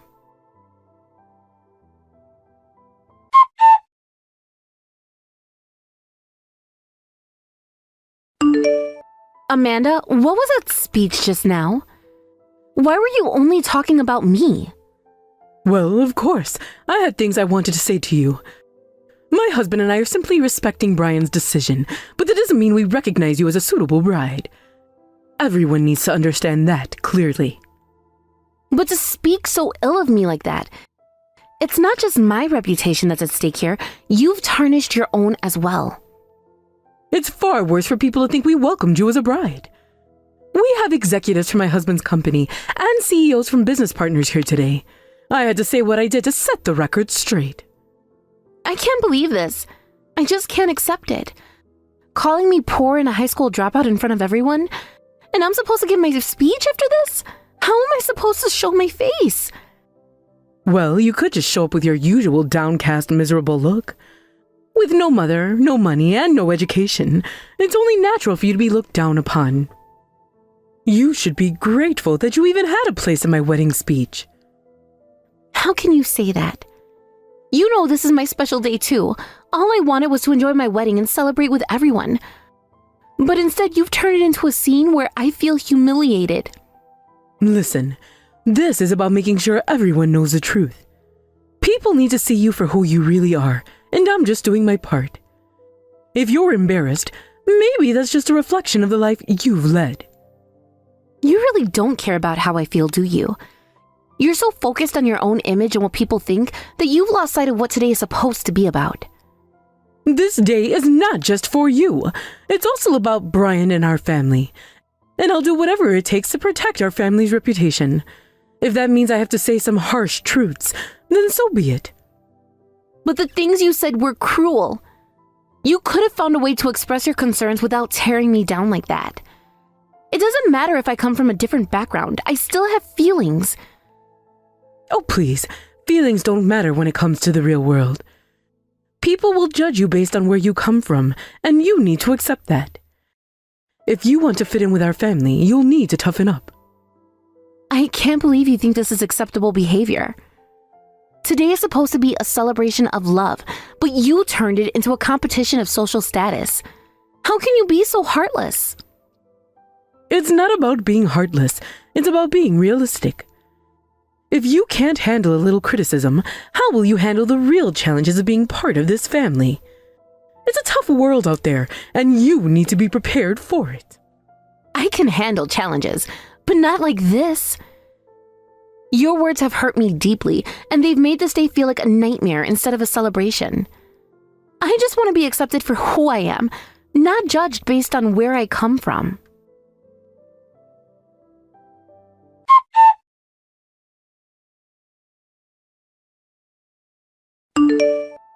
Hey, don't get too carried away. Huh? What's your problem? Do you have something to complain about? Of course I do. How could you say those things about Sophia in front of so many people? I only spoke the truth, you know. If you're getting upset over the truth, maybe that just shows your lack of proper upbringing. Sure, it's true that she doesn't have much education and is not well off, but Sophia's generally a kind and good person. Being kind and good isn't enough to get by in this world, you know. Well, I guess being poor and foolish must run in the family, poor thing.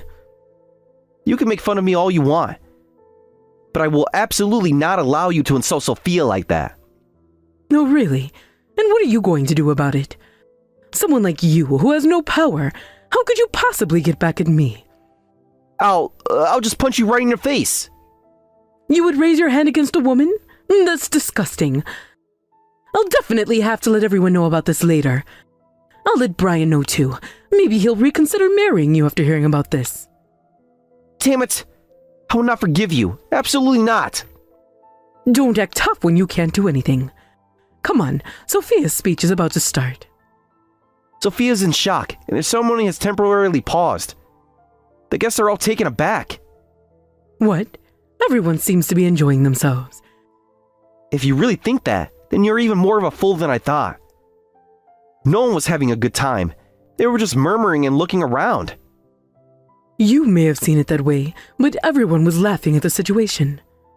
Poor people just don't understand humor, can they? Well then, I'll just spread that speech all over the internet. Then we'll see what the reactions are online. Go ahead, do what you want. But I'll also let everyone know that you tried to hit me. I didn't mean to hit you or anything like that. Who was it that said, "I'll just punch you right in the face"? Oh, look, Sophia's reputation is going to take another hit. Damn it! Alright, if that's how it's going to be, I'll explain everything myself. Huh? What are you talking about? I'm talking about how you're making a scene and ruining everything for Sophia. You need to realize that what you said has real consequences. Sophia was excited about her wedding day, and then you just had to go and tear her down in front of everyone. How could you be so heartless? Heartless? I'm just being honest. Someone needs to tell the truth, especially in situations like this. It's not my fault that Sophia does not measure up to our standards. You think this is about standards? This is about being human. It's about compassion. You can't just bulldoze over someone's feelings because you think you're better than them. Oh, please, spare me the lecture. You think I care about feelings? This is a wedding, not a therapy session. People need to know what they're getting into, and if Sophia can't handle a little honesty, then she shouldn't be marrying into our family. What you call honesty is nothing more than cruelty. You have no idea how much courage it takes to stand up there and give a speech in front of all those people. And you just crushed her spirit. You should be ashamed of yourself. Ashamed? For what? For pointing out the obvious? Someone has to do it. If not me, then who? You? You're too soft-hearted to say anything of substance. I'm not soft-hearted. I just believe in treating people with respect. What you did today was a disgrace. You might think you're making a point, but all you did was highlight your own ignorance and insecurity. Sophia deserves better, and you know it. Oh, spare me your righteous indignation. This is the real world, and not everyone gets a trophy for showing up. If Sophia wants to be a part of our family, she needs to toughen up and understand how things really work. And if she chooses not to be part of your twisted idea of a family, then so be it.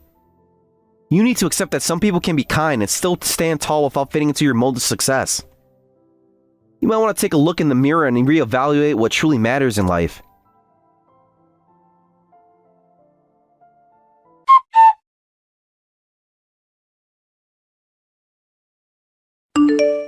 Sophia, can I have a word with you? I need to give a speech right now. Huh? No, Brian is suggesting we pause the ceremony for a moment. Oh, I think that's a good idea. If the atmosphere is like this, it will ruin everything. But before we pause, let me give my speech. I need to make sure that guy understands where I stand. A speech? What do you plan to talk about? Honestly, I'm not entirely sure, but I definitely don't want him to just walk away with a victory like this. I have something to say in response, and I'll give him a piece of my mind. A speech for a speech. I get it now. Just give me the chance to speak, Sophia. I can't let this go unchallenged. It's important for everyone to hear my side of the story. Okay, I'll make sure you get your moment. Just be careful about what you say.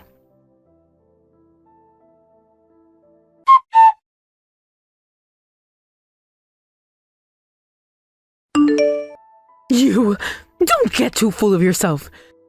Do you really think you can get back at me with that ridiculous speech of yours? I said everything I needed to say. I even presented evidence of just how terrible you are as a person, and I spoke in a way that was easy for people to understand. Your speech seemed to have a strange sense of excitement around it. But it doesn't mean anything when someone as pathetic as you tries to pick a fight with us. You might have tried to call me out, but that speech was utterly pointless. No, it wasn't pointless at all. If you generally believe it was meaningless, then you wouldn't be getting so worked up about it, would you? More importantly, Brian has said he wants to cut ties with his family. That alone makes it meaningful. Wait, what? Brian said that? Yes, he finally realized that your presence is nothing but harmful to Sophia. He's been caught in the middle, torn between his family and his fiancé, but he's finally chosen to prioritize Sophia. What?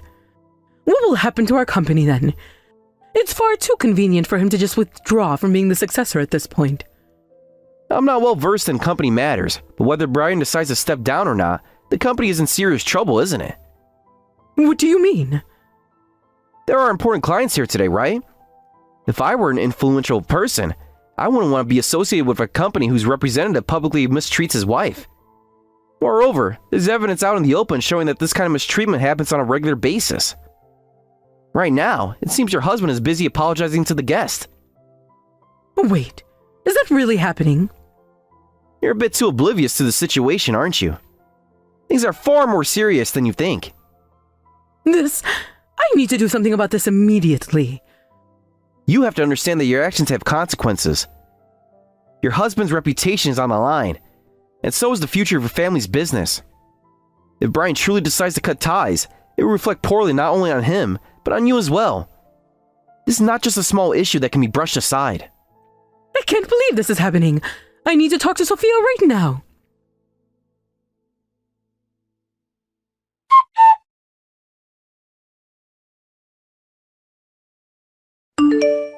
Sophia, I sincerely apologize for everything that's happened. What's the point now? I suppose you were instructed to apologize to your husband or something. I don't need an insincere apology. Please don't say that. I'm truly sorry. I really regret my actions. How could someone as corrupt as you truly feel remorse? However, if you genuinely are remorseful, then you will, of course, cover the cancellation fees for this ceremony, compensate me for my emotional distress, and pay for the next ceremony as well, right? Of course. I can pay that much. Could you please let Brian know? I can't reach him at all.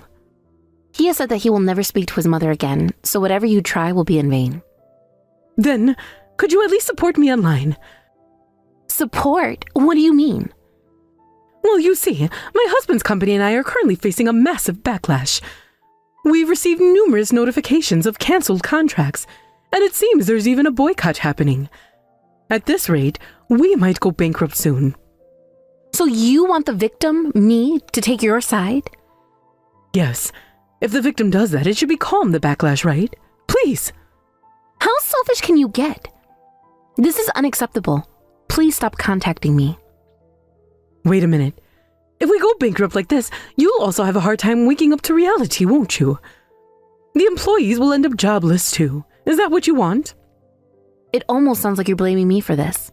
It's all your fault, isn't it? Plus, Brian has apparently decided to use the business knowledge you instilled in him to become independent. It might take some time, but he intends to make an effort to provide opportunities for the employees who are left without jobs. So there's no need for you to worry. Hold on. Please, just wait. Oh, I almost forgot. I'm formally suing you for defamation. Wait. Are you really going to kick me when I'm down? I've already faced enough social backlash. No amount of punishment is enough. You humiliated my father in front of everyone. I don't mind being made a fool of, but I cannot tolerate someone making a fool of my father. Wait a minute. Did I hear you correctly? So you're saying that your father said something similar to me? What? He said, you can make fun of me as much as you want, but don't make fun of my daughter. So if that's the case, doesn't that mean I can make fun of both of you? What are you talking about? Both of you are saying that it's fine to make fun of yourselves. That means I'm free to mock either of you. What are you really saying? I mean, if we're going by your logic, then both of you said I won't allow anyone to make fun of the other, right? So if it's a situation where both can be made fun of and neither can be made fun of at the same time? Wait, what am I even saying? I'm starting to lose track of this conversation, but both my husband and I are going to end up living in hardship because of our massive debts. We might not be able to survive at all. Is that okay with you? Yes, you should get a taste of poverty. Oh, but don't ask anyone for help, okay? After all, the poor are responsible for their own situation, right? You're serious about this, aren't you? It's utterly insane to think you could just sit there and act as if this is all a game. Do you realize how serious this is? Yes, it is serious. It's as serious as the harm you've caused my family, Amanda. And the impact doesn't just stop with me. It affects everyone connected to me, including Brian. You don't seem to understand that. Oh, I understand just fine. The only problem is you don't want to accept any responsibility for your actions. You're trying to shift the blame onto everyone else, thinking you can escape the consequences. But that's not how it works. You really think I'm trying to escape? What a laugh. You're the one who should take a good look in the mirror and recognize your part in all of this. My husband is suffering because of your insults and disrespect toward my family. Then maybe you should have thought twice before getting involved with a family like mine. Maybe you should have considered the implications of your actions and how they would affect everyone around you. How dare you put this all on me? This is your fault, not mine. If you hadn't insulted my father publicly, none of this would have happened. And yet here we are. You're refusing to see the truth and keep digging your own grave deeper. You think throwing accusations at me will save you from the mess you created? It's delusional. What I think is delusional is how you refuse to acknowledge your role in this. You act as if you're completely innocent in the whole affair, but that's not true. Oh, please, if you're going to keep insisting on that, then I'm done talking to you. I have nothing more to say. Goodbye, Amanda. I hope you enjoy living with the mess you created.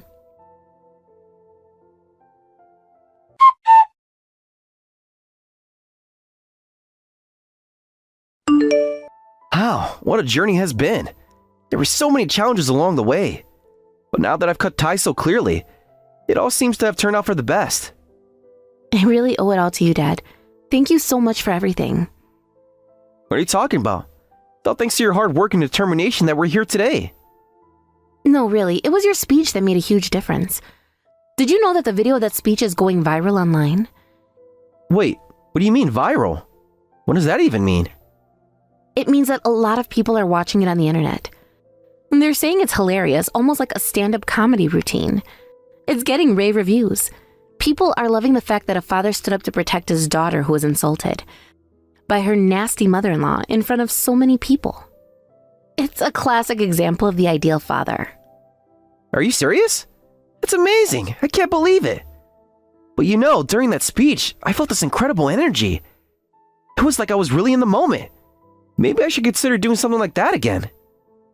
You see, deep down, I think you still have some dreams of your own that you're holding on to. Just be honest with me about it. You don't have to worry about my feelings anymore. Well, I suppose it wouldn't be completely true to say I don't have any dreams left. I mean, it's been a long time since I felt that joy speaking in front of an audience and getting a reaction from them. It felt so good to make people laugh again. I'd almost forgotten how much I enjoyed bringing joy to others through humor. That just goes to show how much I've been focused on you and your well-being all this time. Thank you, Dad. Everyone is right. You truly are the ideal father.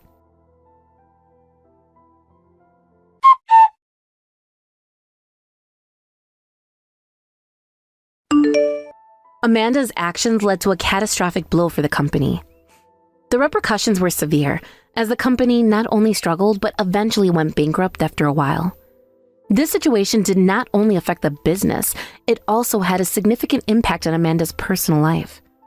Her relationship with her husband deteriorated rapidly, resulting in a divorce. They both found themselves burdened with immense debt.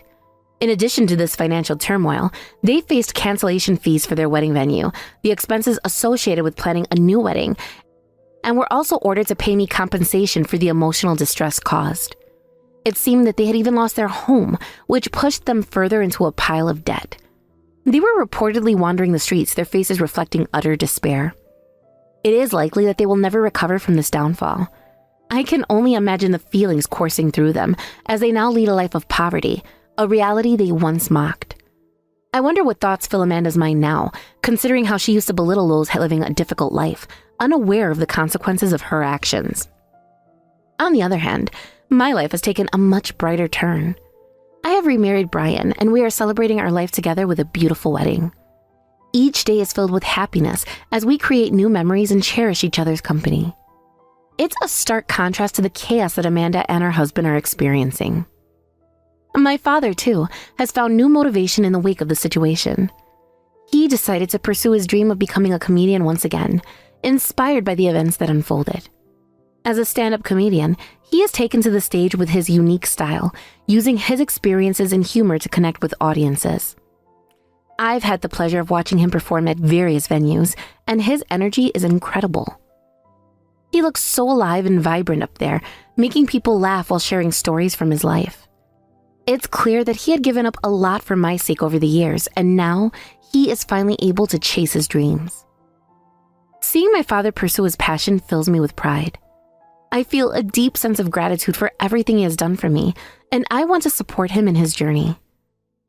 As I have grown into an adult, I realize how important it is to give back to my parents, especially considering the sacrifices they made. I am determined to encourage my father in this new chapter of his life. As for me, I have truly matured through all the experiences I've encountered. The struggles I've faced have shaped who I am today. With Brian by my side, I feel empowered and ready to take on whatever life throws at us. Our relationship is built on trust and mutual support, and I can't help but feel optimistic about our future. Thinking back on Amanda, I can't help but feel a mixture of emotions. While I don't wish her ill, it's hard to overlook the fact that her choices led her down this path. She once enjoyed a life filled with luxury, but now she finds herself in a situation where even the basic necessities are hard to come by. I wonder if she ever reflects on her past decisions, especially regarding her treatment of others. It's a reminder that our actions have consequences and life can change in an instant. As I continue to build my life with Brian, I find joy in the little things. Our mornings together are filled with laughter and shared dreams. We often talk about our goals and aspirations, and it feels liberating to have someone who understands and supports my ambitions. Each day, I strive to make choices that reflect the values I hold dear, not just for myself, but also for the loved ones around me. In light of everything, I have also come to appreciate the importance of community and family. During tough times, it's essential to have a support system. I've made a conscious effort to strengthen my bonds with my family and friends, recognizing that they are vital to my happiness. I encourage my father to share his comedic journey with them, inviting them to his shows and cheering them on. In these moments, I see a new chapter unfolding, not just for myself, but for my father as well. His decision to pursue comedy has not only revived his spirit, but has also brought us closer together. We share laughs over his routines and discuss the nuances of his performances. It's heartwarming to see how far he has come and the joy he brings to others. I can't help but reflect on how life has a way of surprising us. When one door closes, another opens, and I've learned to embrace these changes with an open heart. My relationship with Brian is a testament to this idea. It blossomed in a time when I least expected it, and it has enriched my life immeasurably. As I navigate this journey, I keep Amanda in mind, not as a figure of resentment, but as a reminder of the importance of making wise choices. Life is unpredictable, and while I wish her the best, I also hope that she learns from her experiences. The road to recovery is long, and I can only hope she finds the strength to rise again, just as my father has. I am committed to supporting my father, and I plan to be there for him as he continues to chase his dream of making people laugh. His resilience is inspiring, and I aspire to carry that same spirit in my life. As we both move forward, I believe in the power of hope and determination. Together, we will face whatever challenges lie ahead, with laughter as our guide. In conclusion, while Amanda's story is one of caution, mine is filled with hope and renewal. Life's twists and turns have led me to a place of joy and fulfillment, and I cherish every moment with Brian and my family. I look forward to a future filled with love, laughter, and the pursuit of dreams, supporting my father along the way as he embraces his passion once more.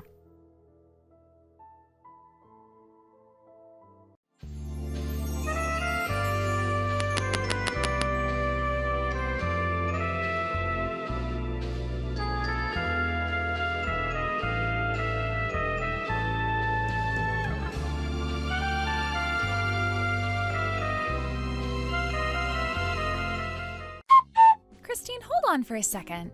What's going on, Gigi? What's going on? Don't act like you don't know.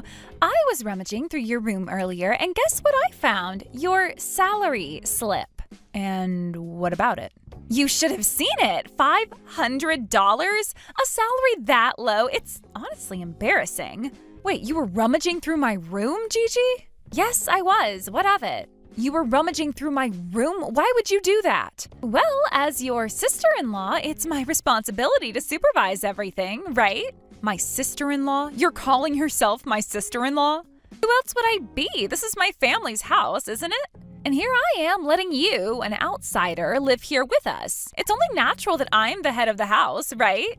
Look, that house was built 3 years ago as a two-family home, and your family's house was sold a while back. If anyone's the outsider, it's you. You moved in here after the divorce 6 months ago. Don't be ridiculous. My parents and my brother live here. This is my home. You're the outsider, no question about it.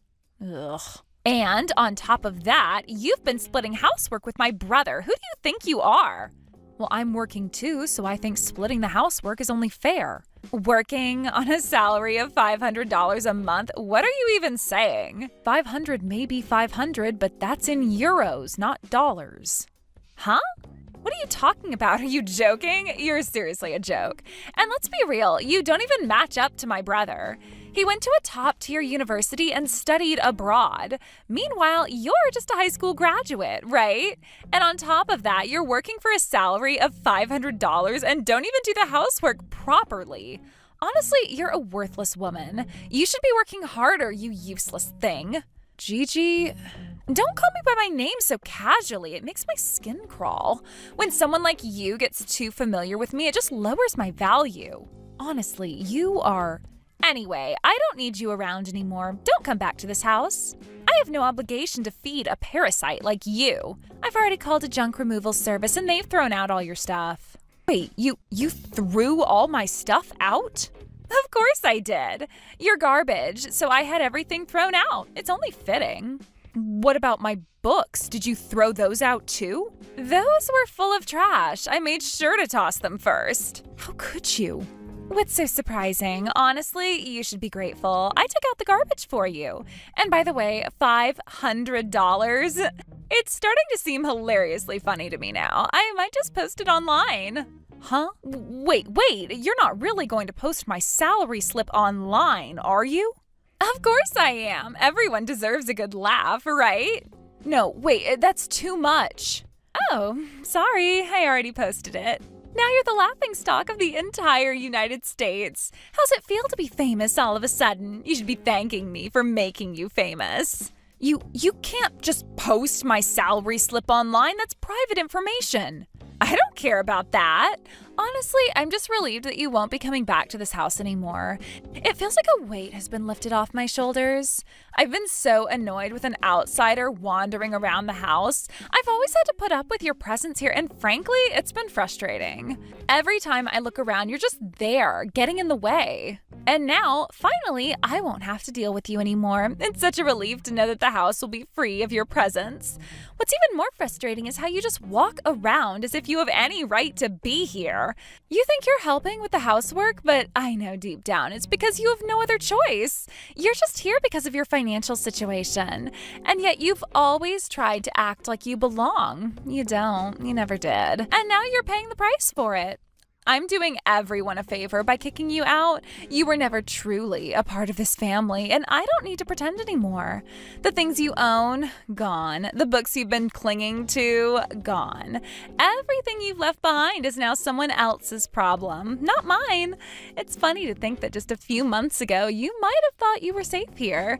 That this house would be your sanctuary, but no. The moment you started acting like you owned the place, I knew it wouldn't last. And now everything's falling apart for you. Not only have I gotten rid of your stuff, but I've made sure you'll be humiliated online too. It's almost poetic in a way, don't you think? You've been living in this fantasy world, thinking you could get away with anything. But now everyone will know what kind of person you really are. That $500 salary slip is all people need to see to know the truth. So enjoy the fame because you're never coming back here. And remember, you've got me to thank for it. And don't even try to contact me. I'm done with you. For good.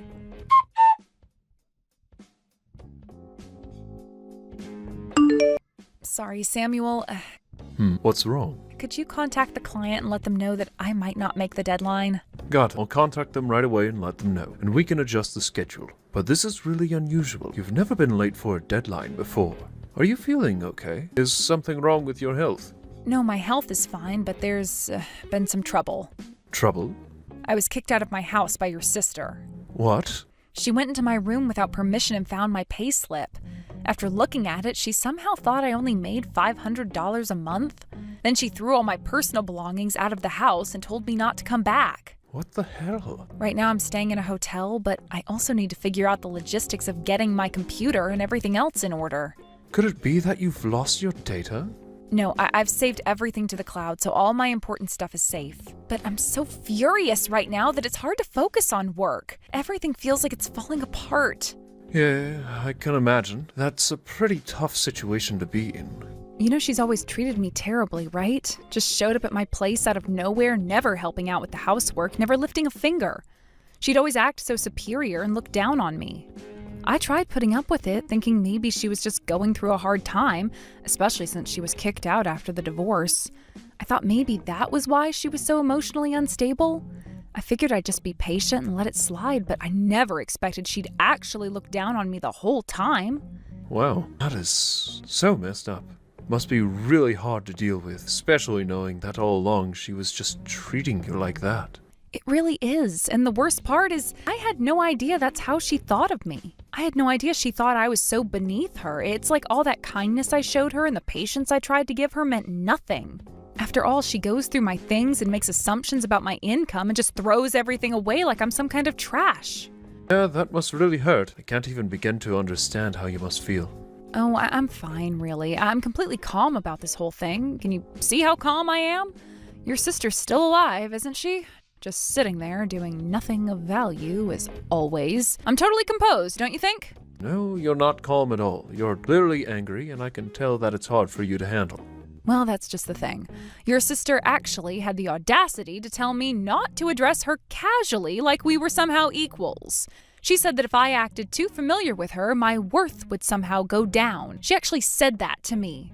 Like, what right does she have to say something like that? Wow, that's pretty messed up of her. I didn't know she would be so controlling. It's like she's trying to manipulate the situation to make herself feel superior. Exactly, and you know what? I am not going to let her get away with it anymore. I have had enough of it. I have been trying to be patient, but I have reached my limit. I am done being nice about it. So, what are you planning to do now? I don't know yet, but I am not going to let her treat me like this anymore. This whole thing makes me so mad I can't even think straight. I was always there for her, always tried to make things work, but now I just feel like everything I did was completely pointless. She's taken advantage of my kindness, and I am done letting her walk all over me. I understand why you're so angry, but don't do anything rash. You need to think carefully about how you handle this, especially with your parents. Yeah, you're right. I can't just rush into anything, but that doesn't mean I'll just sit by and let her get away with everything either. I understand, but to be honest, you've been nothing but kind to her, and she's the one who's been cruel. You don't deserve this. Thanks for saying that. It's hard to keep perspective when you're in the middle of it, but hearing that helps. So, what's the plan now? Are you going to talk to her about this, or...? I don't know. Right now I need to cool down before I say anything. I don't want to make things worse, especially when I'm so angry. But believe me, I'm not going to let her get away with this. I will make sure she knows exactly how wrong she was. That's the right call. I'm sure you'll figure this out. And hey, just so you know, I've got your back. If you need anything or want to talk about it, I'm here. Thanks, Samuel. That means a lot to me. Don't mention it. You've been through enough already. You deserve some peace. I appreciate that. Honestly, I'm just so tired of the drama. I just want to get back to work and focus on what I need to do. But right now, everything feels like a mess. I don't know how to move forward from this, but I will. I just need some time to think. Take all the time you need. It's understandable that you need space to process everything. But just know, you don't have to handle this alone. Thanks, that really helps.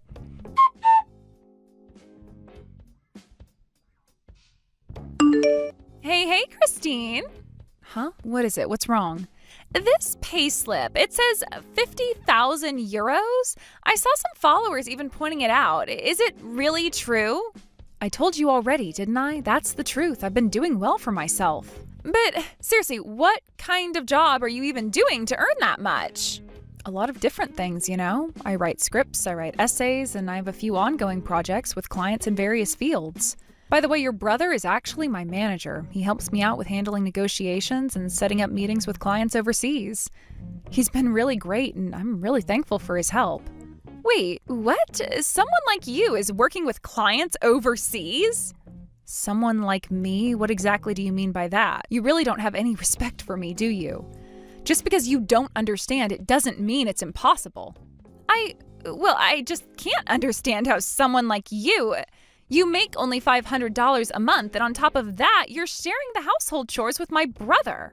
Hold on, that is totally your misunderstanding. You don't know the full story. Just because you see something on the surface doesn't mean you understand the whole picture. So this 50,000 euros is true? It is definitely true. If you really don't believe me, just ask Samuel. He'll confirm everything for you. It's not like I'm hiding anything.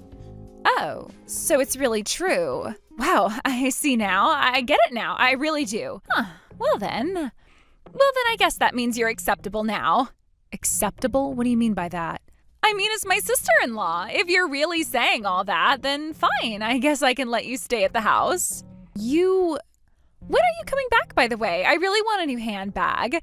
With 50,000 euros, that's about $75,000. What should I even spend all that on? I could buy all the clothes, accessories, and shoes I want. I could even get myself a car. Oh my, why didn't you say something sooner? I feel so dumb for holding back all this time. I could make some serious investments with that kind of money. It's not feeling dumb, you are dumb. Seriously, you're thinking of spending all that on frivolous things? Oh, come on, you don't have to be so bitter. Why not have a bit more confidence in yourself? I understand how you feel, but listen, you've already passed the test to be my sister-in-law, so I think you're good enough for that. I mean, you're really in no position to act like you're above it all, right? You're the one who's a fool here, you know that? Huh? Me? What on earth are you talking about? Sorry to break it to you, but you're not cut out to be my sister-in-law. What? How could you say that? I'm not going to buy you anything, and I'm making you leave the house. No way you're staying here anymore. What? After I accepted you as my sister-in-law? How could you just throw me out like this? Who do you think you are? You're really in no position to look down on me. You mocked my $500 a month, but what about you? What's your situation like? You seem to have no shame in criticizing my income when you have no real job or any income to speak of. Surely you must be earning a fortune, right? Well, my income isn't any of your business. It is my business. Don't try to play it off. I could tell without even asking. You're unemployed, aren't you? No income, nothing. No, I make some money. It's just not a lot, but at least I'm not completely relying on others. So what, are you counting the allowance your parents give you as your income now? That's really what you think counts? Ugh, you're so unfair. Aren't you 30 years old by now? It's really sad that you're still depending on your parents at your age. Shouldn't you be out there building something for yourself? Stop it already. What is your problem? Are you really going to mock me for being unemployed? You don't know what I've been through. You think it's so easy, don't you? I'm not mocking you. I don't judge people based on their income like you seem to do. I'm just pointing out your character. You made fun of me for dividing the housework with Samuel, but you don't do a single thing to help around here. You just sit around the house all day doing nothing, complaining about how everything is unfair. I can't help it. I'm divorced. I have been hurt. I am so hurt. I can't even help out with housework or anything. And you just keep piling on more pain. It's cruel. It's terrible. You're a heartless person. How can you treat me like this when I've been through so much? I've thought the same way about you. That's why I've put up with your arrogance for so long. But, it's been 6 months since your divorce, and wasn't it your own affair that caused it? Why are you still acting like the victim here? You're really making me sick at this point. Well, that's because my husband made me feel so lonely. That's why. It was just a momentary lapse of judgment. I didn't mean for it to happen. It's not like I planned it. A momentary lapse of judgment, huh? You were having an affair with that person for quite a while. Don't act like it was some impulsive decision. You were doing it behind his back, hiding it, and only when it was found out did you try to play the victim. Shut up.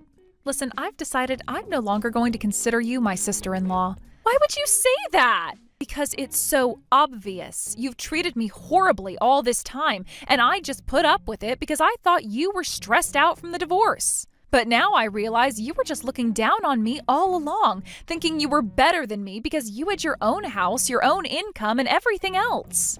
You never once thought of how hard I've been trying just to get by. But I told you I'd accept you as my sister-in-law. I have done everything I can to make peace. Why can't you just accept that? Forget it. I've realized there's no point in talking to you.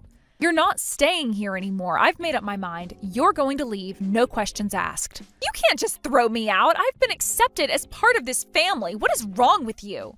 No, this is my house. I've had enough of you thinking you have some sort of right to stay here and act like this is your place. You're nothing but a freeloader at this point. What? You're still saying that? You must be really dumb. This is my parents' house and my brother's house. You, the outsider, should not be acting like you own the place. That's where you're wrong from the start. What? I bought this house. It's in my name. It's mine. What? You're lying, aren't you? I'm not lying. It's the truth. And that's why I have the right to kick you out. You're not welcome here anymore. You were just living under my roof by my generosity. But even if that's true, there's no way my brother or my parents would let you do this. They wouldn't agree to throwing me out of the house. The discussion has already been had. Samuel, my parents, they all agreed to this. Everyone is on my side. No way. This can't be happening. Where are you right now? Huh? Why does it matter to you? Maybe you're at a hot spring inn right now? Huh? How do you know that? Didn't Samuel tell you? He said that I've been working really hard lately, so he suggested I take a break and relax a little. He even gave me some spending money. It's been really nice to take some time off and recharge. Well, yeah, but doesn't it seem a little strange? You've never worked hard enough to deserve a break, so why would he suddenly tell you to go relax? You're not fooling anyone. What are you trying to say? I'm the one who planned all of this. I'm packing up all your things into boxes right now. I'm changing the locks on the doors so when you come back, you won't have a home to return to. I've already taken care of everything. What? I don't owe you anything, okay? There's no obligation to support someone like you anymore. You made your bed, now lie in it.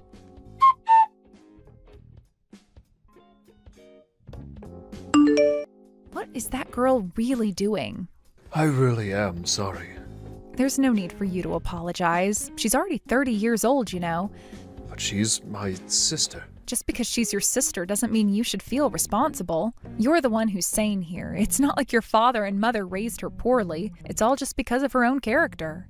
She's the one at fault. You really speak so bluntly. That's just the truth. Still, it's really like she's making a fool of herself. She posted my salary slip and caused a mini scandal, right? And then she started saying things like mocking people with low incomes, and then all her past discriminatory comments got dug up too. Yeah. She should have just deleted her account or apologized, but instead, all she did was make excuses and shift the blame onto others. And then at the end, she started claiming that she had been harassed by me every day. It was filled with contradictions, and the lies were exposed immediately. When people pointed them out, she snapped and started playing the victim. Before long, her personal information got exposed and it turned into a massive online firestorm. And to top it all off, I even got caught in the crossfire. At one point, it was so absurd that it actually started to seem kind of funny. Not funny. Well, I can't just keep finding it amusing, can I? Of course not. Now it's even starting to affect my work. I'm so sorry, Samuel. Huh? At this point, I can't hold back anymore.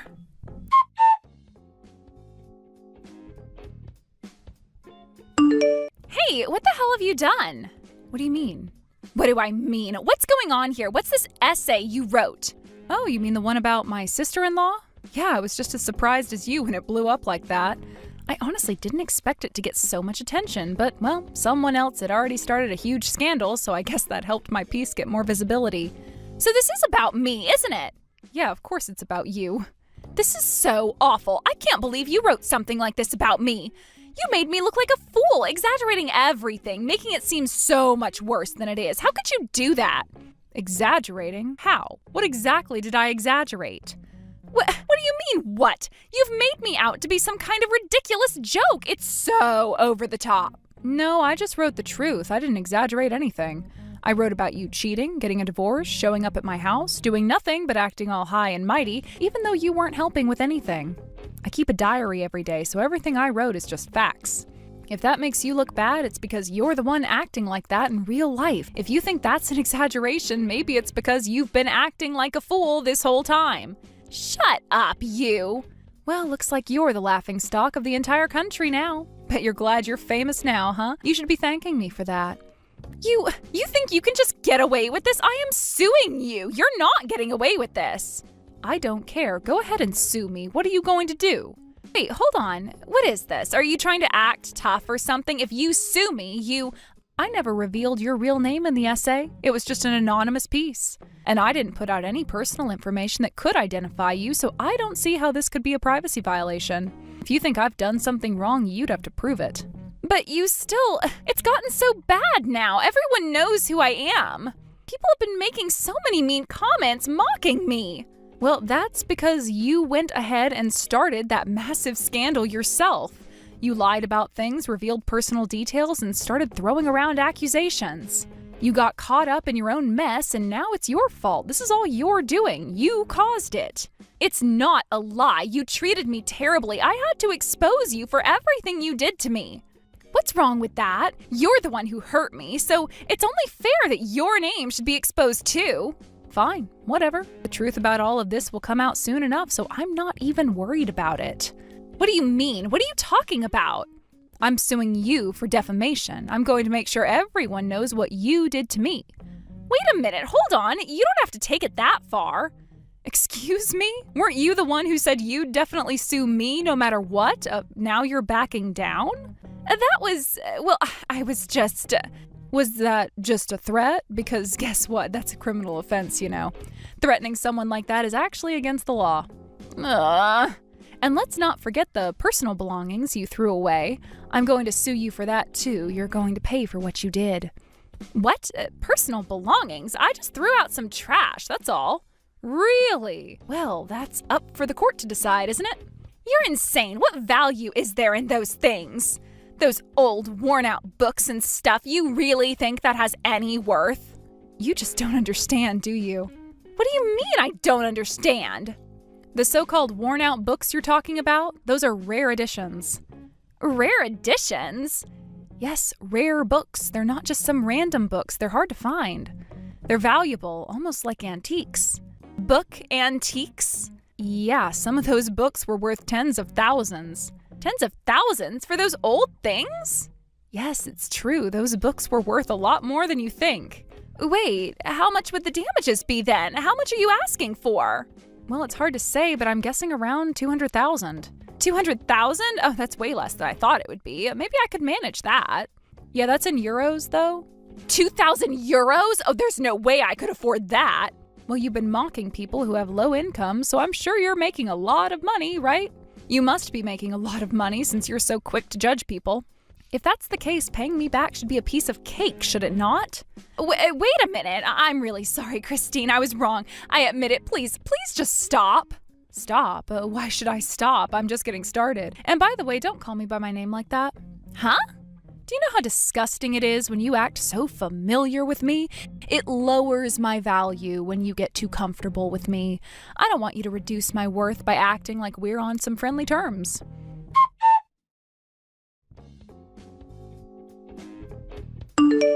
Christine, I am truly sorry. I was in the wrong. I regret everything I did. I can't believe I let myself do something like that. I am so sorry. Please, I beg you.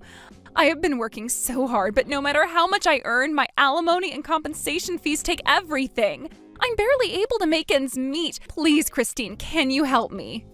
I don't care. What? What do you mean you don't care? Do you seriously think I'm going to help you after everything you've done? You have got some nerve. Work harder, useless. How can you say such cruel things? How can you be so heartless? You're a monster. That's rich coming from you. You said exactly the same to me, remember? What? I never said anything like that. Oh, really? It's all in the records. I've got it right here. Oh, I'm really sorry. I truly regret my actions, and I can't express enough how much I've learned from this. If there's any way you could speak to my brothers and get them to help me. No. What? Why? Why won't you help me after everything I've been through? I am suffering. This is so hard. Do you have any idea how it feels to be constantly humiliated just because my personal information got leaked? Everywhere I go, people make fun of me. You think I care? How can you say that after everything I've done for you? How could you leave me like this? Do you not have any compassion for me at all? Of course not. What? You are trash, so it's obvious you'll be thrown out. What else do you expect? I am begging you, please don't say such things. I am desperate. And what exactly did you expect from me? Did you think that I would just let you walk all over me? No, you need to face the consequences for what you've done. You've made your bed, now lie in it. Don't come to me looking for sympathy. I don't deserve this. It's funny how you think you're the victim, but look at everything you've put me through. You've ruined everything for me, and now you think I should just help you out of the mess you've made? You are delusional. Please, please just think of all the times I was there for you. You were there for me? Oh, don't make me laugh.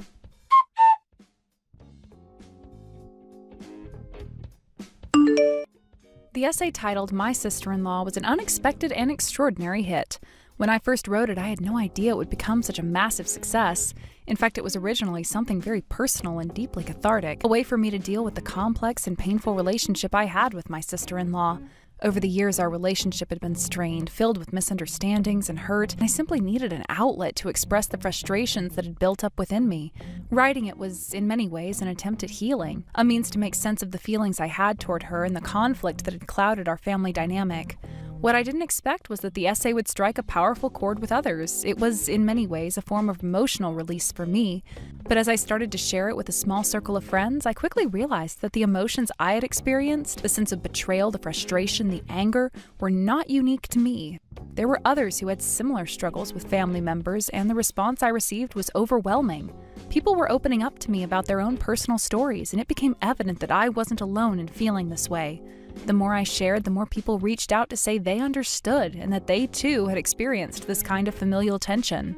At first, I thought this essay might attract a few readers, people who could relate to my situation, but the response was much more massive than I could have ever anticipated.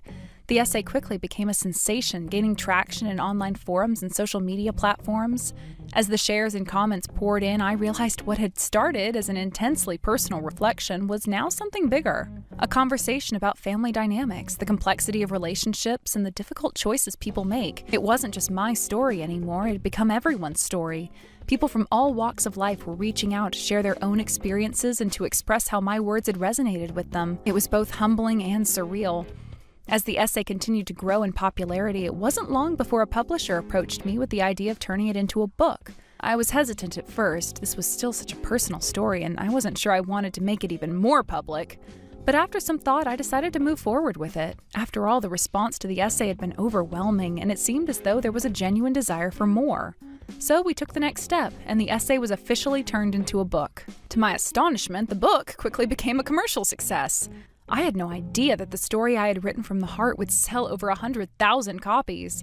The numbers were staggering, and every time I saw the sales figures, I was overwhelmed with disbelief. I never imagined that something so intimate, something born out of my own personal struggles, would find such a broad audience. But the book didn't just resonate with readers in a general sense, it was deeply personal for so many people. As I heard from readers, it was clear that the themes of betrayal, family, and personal growth were universal, and that my experience had somehow mirrored the experiences of so many others. The book wasn't just a success, it had become a voice for people who felt silenced by the complexities of their own familial relationships. What followed was even more unexpected. The book was adapted into a manga. At first, I was unsure how my words would translate into illustrations. After all, the essay was primarily about my own personal journey, and I wasn't sure how an artist could capture that essence. But when the first drafts of the manga came in, I was stunned. The characters, my own thoughts and feelings were brought to life in a completely new way. It was as if the emotional weight of the words had been translated into something even more powerful. The illustrations conveyed the subtle nuances of the story in a way I had never imagined. The emotions I had tried to communicate through words were now expressed through the faces, the body language, and the visual details of the characters. The manga adaptation brought a new layer of depth to the story, and the readers who had already loved the book found themselves captivated by this new version of the story. The manga's success was undeniable. Fans of the book flocked to it, and it soon became a sensation in its own right. I was once again amazed by the level of engagement from readers. The manga wasn't just a visual representation of the book, it was an experience in and of itself. The characters became more than just names on a page. They took on new dimensions, and readers connected with them in a way that was deeply emotional. It seemed that the manga had struck a chord with even more people than the book had, reaching a broader audience and evoking a powerful emotional response. But that wasn't the end of the journey. The success of the essay, the book, and the manga led to a television adaptation of the story. Seeing my own experiences and emotions portrayed on screen was an entirely new challenge, and I wasn't sure what to expect. The drama series took the essence of the book and adapted it for the screen. There were changes, of course, any adaptation would require, but the core themes remained intact. Watching the actors bring my story to life was both surreal and emotional. Seeing my own words, which had once been private and personal, now played out on the screen by talented actors, made the story feel larger than life. The characters seemed to come alive in a way that I couldn't have imagined.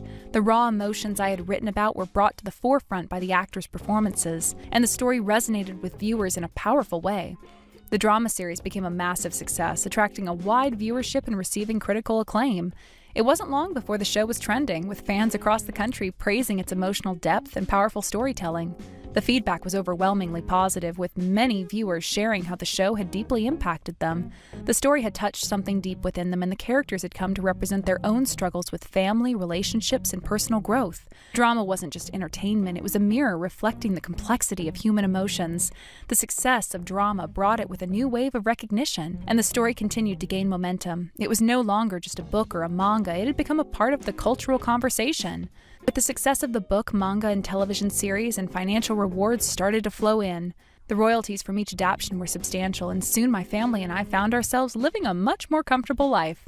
I had always dreamed of a future where financial worries were no longer a burden, where we could live without the constant stress of making ends meet.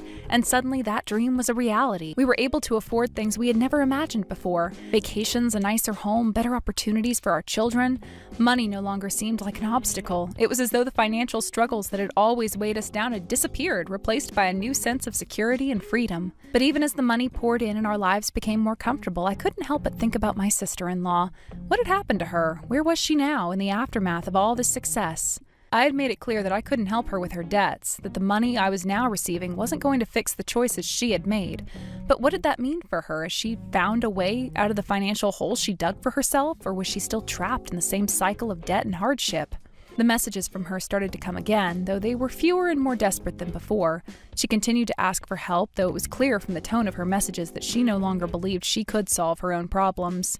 The desperation in her words was palpable, but I couldn't and wouldn't offer her anything more. The years of giving her second chances, the repeated attempts to offer help, had only resulted in disappointment. She had refused the help when it was offered, and now she was reaping the consequences of her actions.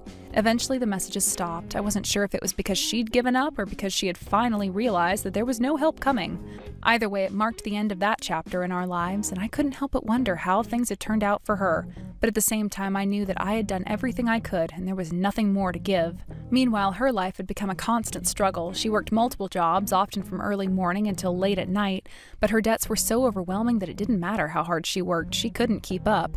Her wages were garnished to pay off the restitution, and no matter how many hours she put in, she was always in the red. She lived in a cheap, run-down apartment, surviving on discounted food and the bare minimum. Every day was a battle for survival, and the more she worked, the further behind she fell. It seemed like there was no escape.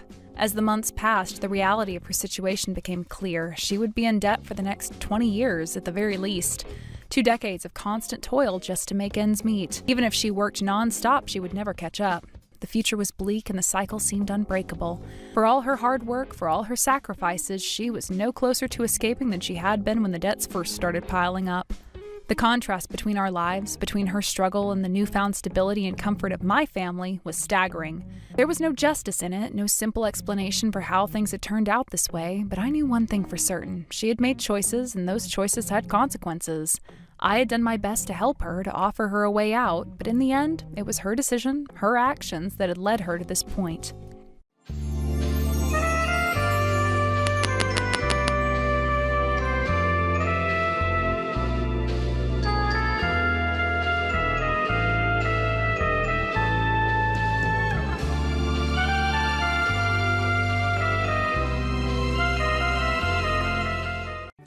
Hey, Sam, are you there? Please answer me when you see these messages. I'm really confused right now. I mean, the house is completely empty. What's going on? Where are you? Can you please get back to me soon? What do you mean?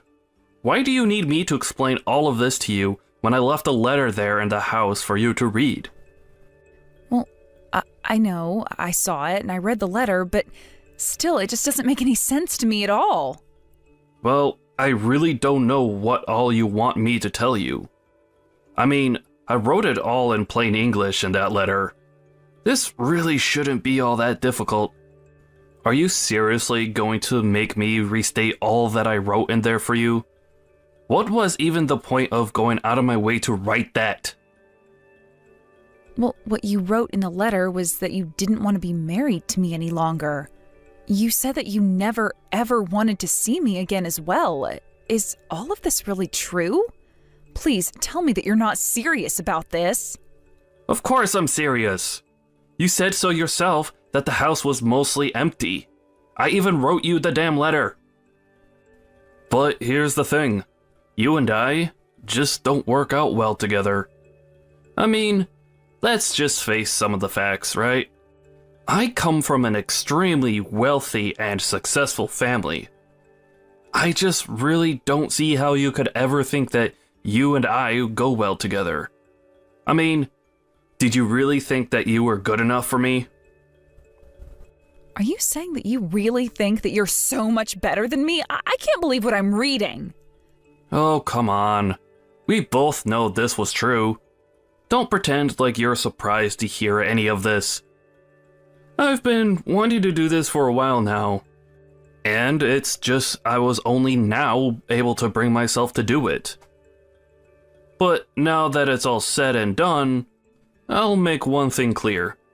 You and I are not getting married. Do you understand me? But I had no idea that you wanted to do any of this. Did I do something to you? I'm sorry if I screwed up. You don't have anything to apologize for. The thing is that it was always going to end up like this. But anyways, now that we understand each other, can you please never ever contact me again? You mean you really don't think that there's anything that we can do to make this work at all? You want to be rid of me that badly? Look, I've decided that I want to spend the rest of my life with another woman. Do you understand me? So, I don't need you in my life making a mess of things anymore. I don't even know what to say to any of this. You're not the person that I thought you were at all, Sam. I can't believe that you're actually doing all of this the day before you and I were supposed to get married. Well, I knew that I was running out of time, and so I had to make a decision fast. Besides, better to do this now while we're not married than wait until we are, right? Is this funny to you? Is what you're doing to me some kind of joke or something like that? What even am I to you that you think that you can treat me like this? That you think you can talk to me this way? I don't really care all that much about you at all, Hilda. I just want to be able to live my life the way that I see fit. Do you understand? Be that as it may, don't you think there were nicer ways that you could have gone about this? Or maybe you just shouldn't have hidden all of these thoughts and emotions from me in the first place. I wasn't hiding anything from you. I was always the way better person than you ever were, and I meant it when I said that this was always going to end this way. But don't worry. If you're upset because of the last-minute engagement cancellation, then I could pay you off. There's no need to throw a fit. You really are just pathetic. Do you know that? I hope that this makes you happy at least. Actually, the only pathetic one around here is you, Hilda. But don't worry about me. I am sure that I'll be just fine without you. Bree, are you there? I really don't know what to even think right now, but I need to know the truth. Did you do it? Oh, hey, Hilda. I'm sorry, I'm not sure that I understand what you're talking about. Did I do what? Is everything okay? Look, if I'm wrong about this, then I am really, really sorry, but I just need to know if you're with Sam. Oh, yes, we're together. He was actually so happy when I said that I would go out with him, and now I've tried squeezing him for everything that he's worth, so I'll probably dump him soon. But do you know exactly what you're going to do from here on out? Well, I was only going to do what we talked about doing on the phone, Hilda. I mean, this was our plan, right? That's why we've done all that we have. I know that we planned this all out, but, well, I guess I'm just surprised at how well it actually worked. I mean, you got together with Sam, got him to shower you with gifts and money. Well, a girl has got to live, doesn't she? But you are still happy that we're doing this, aren't you? I mean, you know that Sam is going to get in trouble from here on out, right? You know, I really was thinking that he was going to wait until the day of the wedding. I was actually totally ready to expose him during a speech that I was going to give that day. Oh, shoot. Well, that would have been amazing to see. I'm really sorry that I took your chance to get back at him like that. That would have rocked. But I guess it all worked out because now I'm going to be able to squeeze him for even more money before everything comes crashing down on him. Yeah, I mean, as long as all of that happens, I suppose that's what really matters. But I guess this means that you probably need to leave town for a while. Do you have any idea when you're going to be coming back? Oh, I don't think I'll be going back to town anytime soon. But as soon as I know where I'm going to end up, I'll let you know and invite you over. Great. I really can't wait to see where it is that you end up. Just make sure to take care of yourself. I know that we've done a lot and have come this far, but who knows what a dog like Sam will do when he's backed into a corner. Oh, I am sure that things are going to be just fine. I think I know how to handle a guy like Sam. But good luck getting over all that's happened. I really mean that. I hope that you find someone really nice when you're ready to start dating again. Thank you so much, Bree. Yes, it may be a little soon right now, but I am ready to be with someone who actually wants to be with me. I guess that means that I'll hear from you when all of this is quieted down a little more then, right? I guess so. Good luck with everything, and I'll talk to you then, Hilda. Hey, Sam, I was just curious. Did you actually mean to send me an invitation to your wedding? This isn't a joke, right? Hey there, Hilda. Of course it's not a joke.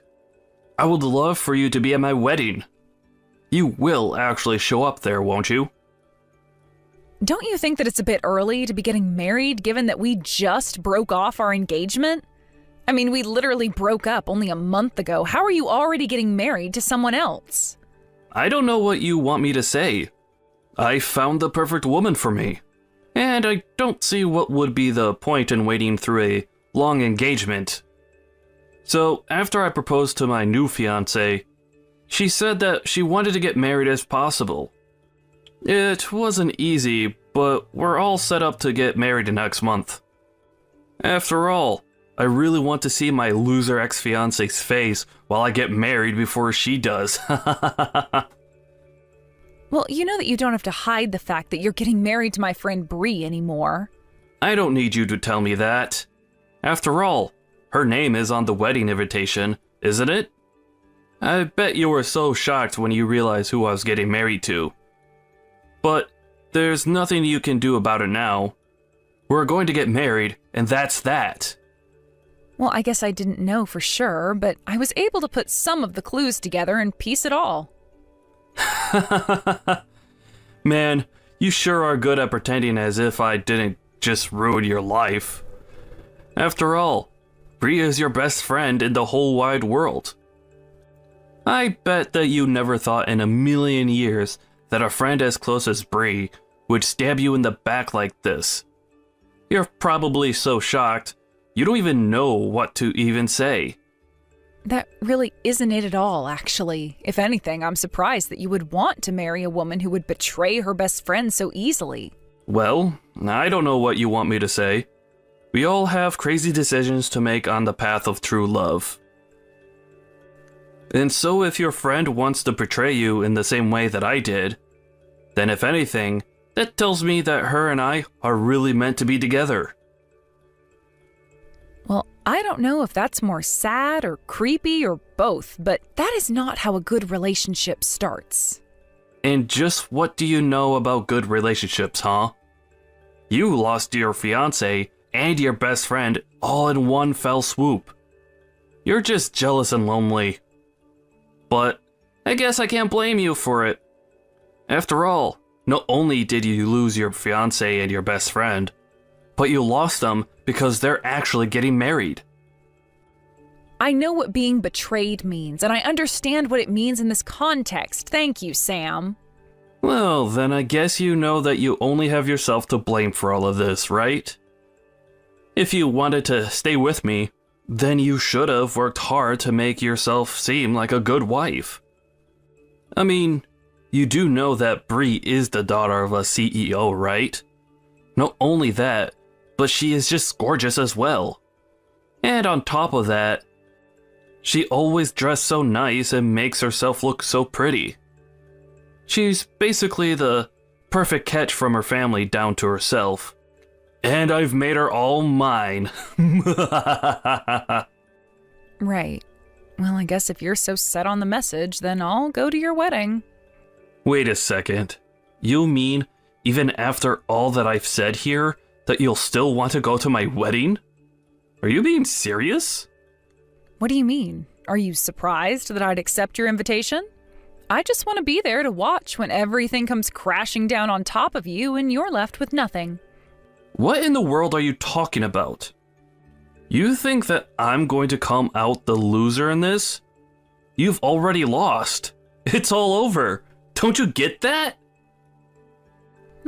So you say. But I don't think that the final curtain is quite fallen yet. Either way, I think we'll both have an eventful day tomorrow. You think that I don't know you're just trying to get me nervous before my wedding? Well, it's not going to work, you loser. Good morning, Hilda. Isn't it just a beautiful day outside? I bet that you're sure eating your words that you had for me yesterday. I'm sorry, did you get up this early on your wedding day just to send me texts like this? Don't you have more important things to be doing, like, I don't know, getting ready for the wedding? Don't you try and tell me what to do. I know exactly what I need to be doing. Thank you very much. And did you really think that I was just going to ignore you all day because I'm getting married? I didn't expect you to, if I can be honest. I would have just thought that you'd have other things to do in the meantime. Oh, don't you worry about the wedding. I had already had practice arranging for one. So planning the second one was a cinch. Can't wait to see you there.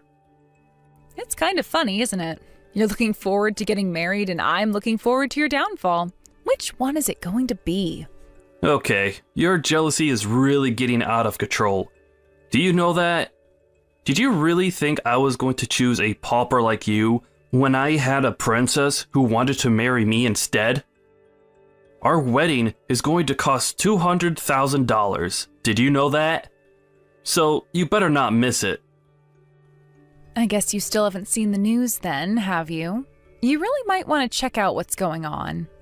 What are you talking about? What news? Why would I want to waste my time watching something boring like that when I could be messing with you instead? Well, it's just that you're the one that said you were having the $200,000 wedding, but I really don't think you know anything. Okay, fine. I'll play along and check out the news. Wait a second. No, this can't be real. Please tell me that this was some kind of joke or something. This can't be. Ah, I take it that you found the story that I was talking about then? So what do you think? I just mean, it's going to rain today. I checked the weather just last night and it said it was going to be clear. But now the weather changed to be rainy. Oh man, this totally sucks.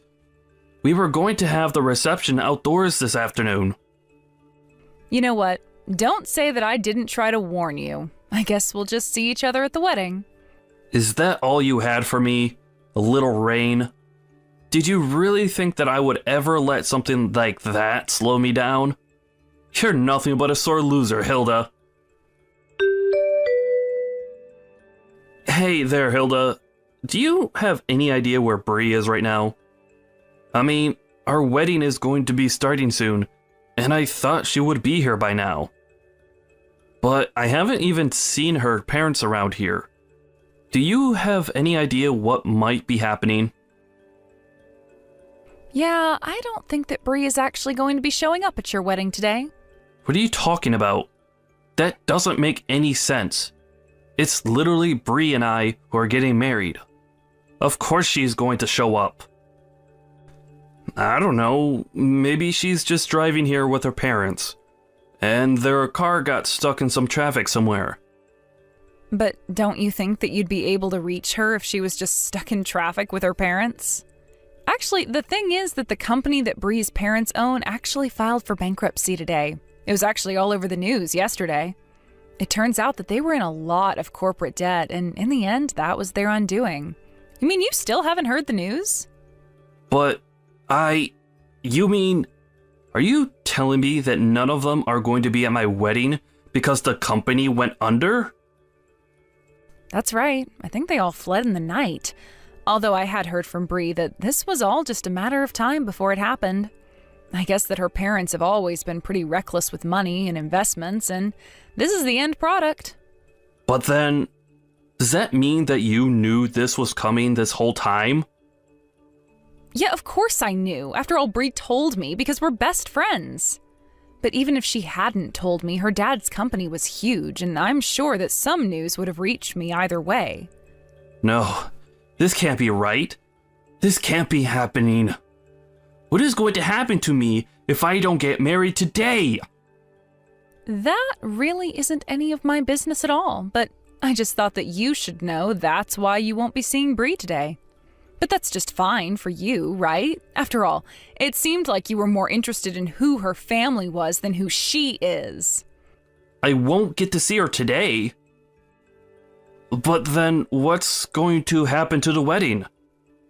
This is really, really bad. What's going to happen to everything here? Oh, well, the wedding is going on. Don't worry about that. I'll even MC the whole thing. Don't be ridiculous. How will that work at all, huh? How are you supposed to have a wedding when the bride isn't even going to be here? Oh, trust me, it'll be fun. After all your guests are here and waiting for the ceremony to begin. You should come on out. I don't even know what to think. My head is spinning. This wasn't supposed to happen. We don't have time for you to freak out. The wedding should have started a few minutes ago. Just how long are you going to keep your adoring fans waiting? You can hear them getting restless, can't you? What? What did you do? What the heck is this? You call this a wedding? I want you to explain what is going on right now. I'm pretty sure that I already spelled it all out for you in the speech that I just gave. Weren't you listening? I was changing the event from your wedding to your big reveal party. Now everyone is going to get to hear all about the wrong that you've done. But don't worry, we're just getting started. And it sounded like the crowd is really getting riled up. I mean, I think they especially liked the parts where I went into all that detail about just what kind of things that you've been getting up to in the past few weeks. But how could you do this? Don't you know that I have family and relatives and friends here? Why are you doing this to me in front of all of them? Oh, don't you worry. You still haven't seen anything yet. I just told you that we're only getting started. After all, I have all the proof about the affair that you've been having at your office. Wait a second. You mean to tell me that you knew that I was doing that? Of course I knew that you were doing that. What was the girl's name again? Jessica? You remember her, right? She was the girl that you tried to propose to with the ring that you gave me. And that wasn't even before we were broken up. I remember when I thought that I had lost your engagement ring.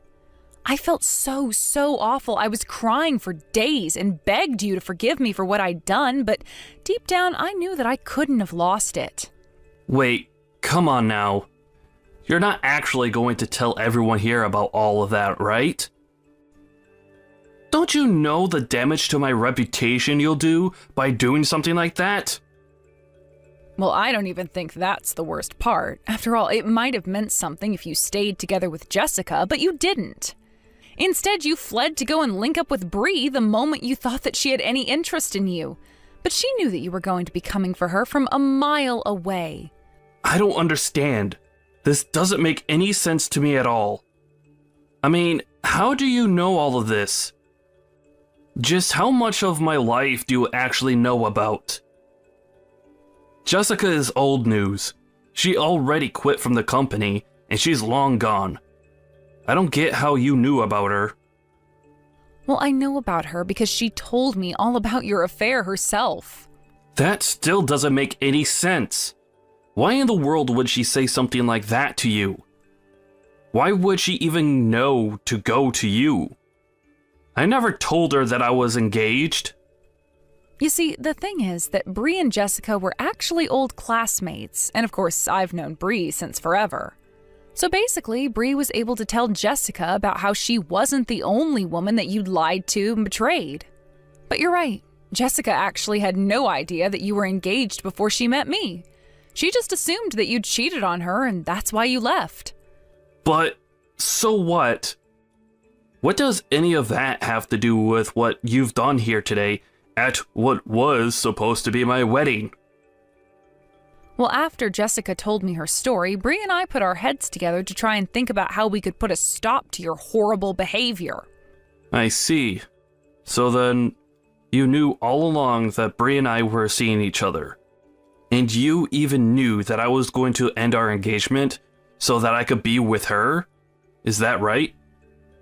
I mean, yeah, that's just about it, really. But then, of course, Bree was always going to have to flee with her parents, and so it was just a matter of revealing your other affairs to everyone. And since all your guests came all this way just to see you, and the bride isn't here, I figured that I'd entertain them another way. Look, please, whatever you do, please don't tell anyone about my affair with Jessica in the office, okay? My parents had to pull a lot of strings to get me this gig. If this news gets out, then I could really lose my job and be in a lot of trouble. Do you understand? Ah, there we go. That's what I was looking for. I was wondering when you were going to move from anger to bargaining. And I can see why you'd want to. After all, you have the lawsuits from the affairs to worry about, not to mention the cost of the wedding. Wait, what do you mean the cost of the wedding? Why would I have to pay for the wedding? Well, I just told you that Bree and her family are on the lam because they don't have any money anymore, right? In fact, they have more debt than they do assets, so someone is going to have to pay for this $200,000 wedding. But no, I mean, I've already put tens of thousands of dollars down on this thing. Well, I don't know what difference that might make, but the point is that at the end of the day, someone is going to get handed the bill. So the best thing you could do for yourself is to at least enjoy the wedding that you're going to be paying for. But how am I supposed to enjoy an event that you've hijacked just to humiliate me? This isn't fun for me at all. Well, I'm having a lot of fun. First, you lose the trust of everyone you know and love, and then you lose all your money as well. I had no idea that you hated me this much. That you were this upset with me. Of course I'm upset with you, but I really do owe Bree a big thanks for all that she did to help make this happen. Hey there, Bree. I just wanted to check if things had finally settled down for you. Oh, hey, Hilda. Yeah, things have actually settled down a bit. Thank you for asking. We finally made it somewhere safe, and we're renting a really cheap apartment right now. We've managed to work out a deal with the debt collectors, so we're slowly paying them back while we live out here. Oh, I see. Well, that sounds like it must have been a real mess for everyone involved. Oh yes, it was quite a bit of stress before things finally settled down. But I hear that Sam is also in quite the debt himself, what with the affair and the wedding and all. Actually, I never even bothered to sue him for having an affair on me while we were engaged. To be honest, it just seems too mean to do to someone who had already lost basically everything. Oh, well, I guess that makes sense. Although if I were you, I probably wouldn't have stopped myself from kicking him while he was down. Yeah, but ever since the day of the wedding, his whole family has basically wanted nothing to do with him. I hear that his parents even disinherited him. Not only that, but all his friends that showed up to his wedding also said that they wanted nothing more to do with him. It was a pretty show after I said all that I needed to. But I have to say that it was fun watching a man's life fall apart all around him. So I figured he'd already paid me more than his fair share at that point. Well, as long as you feel good about the whole thing, I suppose that's all that really matters in the end. Oh, but actually, there is something that I wanted to tell you. Sam was the one who insisted on having such an expensive wedding. He said from the very start that he wanted to go all out. I think that he was assuming that my family would cover for everything when it was all said and done, but little did Sam know that we didn't have that kind of money. Oh, I see. So that's why he told me that he's already sunk thousands of dollars into the wedding. Yeah, but in the end, did you know that I barely even managed to get any money out of him?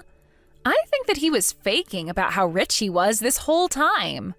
Well, he was always a prideful guy, and I suppose if he really was rich, he might have dove headfirst into being with you just because of how much money he thought you had. But anyways, what's going to happen to you after all of this? Are you stuck with your parents until all that debt is paid off? No, actually. I've started to talk to my ex-husband again. It sounds to me like he's really changed for the better, so I think that we're going to try and make it work again.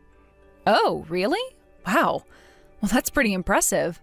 I don't think that I could do something like that personally. Yeah, well, I guess we all have our ways that we operate, don't we? I guess so. I mean, as long as it's something that you want to do, then that's really all that matters to me too. And if your man ends up being lousy to you, feel free to call me and we'll get to the bottom of it one way or another. After everything calmed down following the wedding, I started to move my things out of the apartment where Sam and I had lived together while we were dating and engaged. I took all my belongings and moved to a different building while Sam was stuck back home. I heard that he lost his job after all the news about his affair with Jessica had come to light. I've also heard through the grapevine that he can't even find another office job now. Instead, he works as a day laborer, getting whatever work he can where he can find it. It's almost funny that both him and Bree's parents are now stuck in a tiny little apartment doing everything they can to pay back the debt of all their past mistakes and recklessness. I stopped getting updates about Sam after I moved away. It had been months since I heard anything about him at all until one day I found out that Sam had returned to the apartment where we used to live and was banging on the door demanding that I come outside. Of course, I wasn't even there to begin with. The police were called and Sam ended up being dragged away. It sounded to me like the stress of all that had happened to him since the wedding day had finally got to him. But if you ask me, he did all of this to himself and has gotten exactly what he deserves for all his lying and cheating. Bree and I still keep in touch, and she's coming to visit me soon, but things sound like they've been going well for her. She managed to move out of her parents' apartment, explaining to them that it was their debt and that she shouldn't be kept there just to pay it off. Now she lives with her ex-husband, who she remarried, and is working. She still sends money to her parents when she can, though. It sounds like things are still going well for Bree and her husband as well. I was worried at first when she told me that she was going to be remarrying him, but after talking to Bree some more, it really does sound like he's made a lot of changes for the better. Or perhaps her husband just knows better than to mess with someone like her now. I know that what we did might seem a bit duplicitous to some, but I knew that the only way to catch Sam would be to set out bait for him and let him hang himself. Besides, I already knew that he was cheating on me, so it was just a matter of collecting all the evidence that we needed to use against him. Thank you for watching. If you liked this video, please give it a thumbs up and don't forget to subscribe to see more content like this. I heard a rumor that you bought a new house. I can't wait to see what it looks like. When will be a good time for me to visit you and take a look? I'd love to have dinner, too. Will you prepare something for me? Excuse me? Did you forget that we cut ties with you? There's no way I'd invite you to our home. Your own son doesn't want to see you. Why would I make you dinner? What are you talking about? We're family. We became family when you married Owen. You shouldn't be so cold. I don't even understand why you both suddenly started saying that you don't want to have anything to do with me. And it's already been 2 years since we had that silly argument. So you should hurry up and get over it. If you keep on dragging that along, you'll never be able to get along with anybody, let alone me. The reason why we can't forgive you is because of your refusal to try and understand why we're so angry. I don't know what Owen said to you, but I still haven't forgiven you for what you did and how you upset my husband. Don't you even remember what happened 2 years ago before we told you to stay out of our lives? Oh, it was such a long time ago. You can't expect me to remember everything. I'm getting old and I make mistakes. You should be more open to forgiveness. If you keep on stressing about insignificant things like that, you'll get more wrinkles, you know. I say if you want to live life to the fullest, you've got to be more carefree. More importantly, it's incredibly rude of you to be so cold towards the woman that gave birth to your husband. You should respect the elderly. I don't know where you heard the news that we bought a new house, but I'm never inviting you to my home. As long as Owen and I can't forgive you, you're not welcome here. Don't worry, I don't need your invitation. It's easy enough to find out your address without you telling me where you're living right now. I'll be going to visit you this weekend. Huh? That's probably going to be more difficult than you think. It's ridiculous that you would try to cut ties with your own mother-in-law like that. There's something wrong with you. We're supposed to be family. I couldn't believe it when Owen said that he didn't want to have anything to do with me anymore. You changed him. Ever since you married him, you've been putting him against me. You've been pitting him against me. He never used to be this rebellious. You're the one that's got something wrong with you. You broke into our home and tried to steal our money. And that was just the last straw. We tried talking to you about your addiction and your debt, remember? But you never listened. Of course we had no choice but to cut ties with you. I had no choice. I needed the money. I was having some trouble back then, and that's what family's for. To help each other when someone is in trouble. And yet you were too selfish and announced that I wasn't welcome. You spent all of the money your husband left for you and your sons on visiting a male strip club. Part of it was money you owed to Owen. And we warned you about how much you were spending. You ended up in debt and tried to steal more of Owen's money to fund your daily visits to Magic Mike. How could anyone forgive you for acting like that? I don't care what you say. I want to see my baby boy, so I'm going to visit. You don't have any right to stop a mother from going to see her son. He was my son first. Just because you married him doesn't make you more important than me. Your son is the one that's saying he doesn't want to see you. I never did anything to convince him to make that decision. Your son is his own man. If you can't respect that, then we still have a problem. Say whatever you like. I don't believe you. You're getting in the way of my relationship with my son. I want to be with my son, so let me live with you. You can't be serious. You're the one that said that you were fine with living by yourself. It's better if things stay like that. You can live the way you want, and we can live our lives in peace. I want to live with you. You can't say no to me. I'm Owen's mother. If I say I want to live in your brand new home, you should let me. What's the problem? There are a lot of problems, including the things I mentioned just 2 minutes ago. There's no point in trying to hide your address from me. I know plenty of ways to find out where you live. I'm sorry, but you're really starting to creep me out. You may be really excited about the idea of living with us, but we're not interested. We don't want to live with you. To be honest, I think it's impossible for you to even live with us. I don't think you can find us, and there's no way for you to get here financially. What are you talking about? We're family, and family should stick together. Even if you are Owen's mother, you've already made enough mistakes for us to not be able to trust you anymore. And you show no signs of reflecting on what you've done. Do you even have a passport? And the money to buy a ticket? Wait, that doesn't mean that you can come if you do have a passport. What on earth are you talking about? Anyways, I've tried messaging and calling Owen, but he won't answer. I want you to let him know that I'm coming. I don't want you putting any ideas in his head, so tell him exactly what I say. You have to inform him that if I can't live with him, I'm going to end up homeless. He won't be able to ignore his mother's pleas for help if he knows that. You're going to be homeless? What happened? No matter how much you beg, we're not going to help you. We've already offered more than enough help when we realized that we were spending too much money at the club. But you wouldn't listen to our advice and ended up taking out loans from the bank. We've cut ties with you and we don't want to get caught up again in your problems anymore, so don't message me ever again. Your mom keeps on messaging me even though I keep on telling her that we can't do anything for her. You're telling her to stop as well, aren't you? Of course I am. I keep on asking her not to contact me as well, but she's being impossible. She won't listen to anything I say. I'm not letting her live with us. It'll be like everything she's done up until now is okay, and she'll get it in her head that she can just do whatever she wants because we're her family, and take advantage of us. I can't let a thief live with us. Yeah, you're right. She's your mom, but I don't feel comfortable letting her stay with us. It sounds like she's still having trouble with money and finding her own apartment, too. So it makes it harder to deny that she won't do the same thing she tried when we last let her stay. I wonder if she's been tricked by another young guy she met at the club. Do you think she'll be okay all alone? I don't know, but I can't say that I care much. She's the reason why Dad struggled so much for the last few years of his life. And I've got my own family to take care of now. She's already had plenty of chances to listen to our advice and accept our help, but she wouldn't stop. It's none of our business what happens to her from now on. The last time we interfered, I ended up having to use our savings to pay back her debt for her. And we did that with the promise that she would never bother us again. It's not fair that she doesn't get to keep that promise, especially if she has no intention of apologizing or paying us back. It's not fair that she says that us cutting ties with her was your fault, as though she did nothing wrong. Yeah, we were lucky to get this chance to move this far away. Now we're nowhere near her.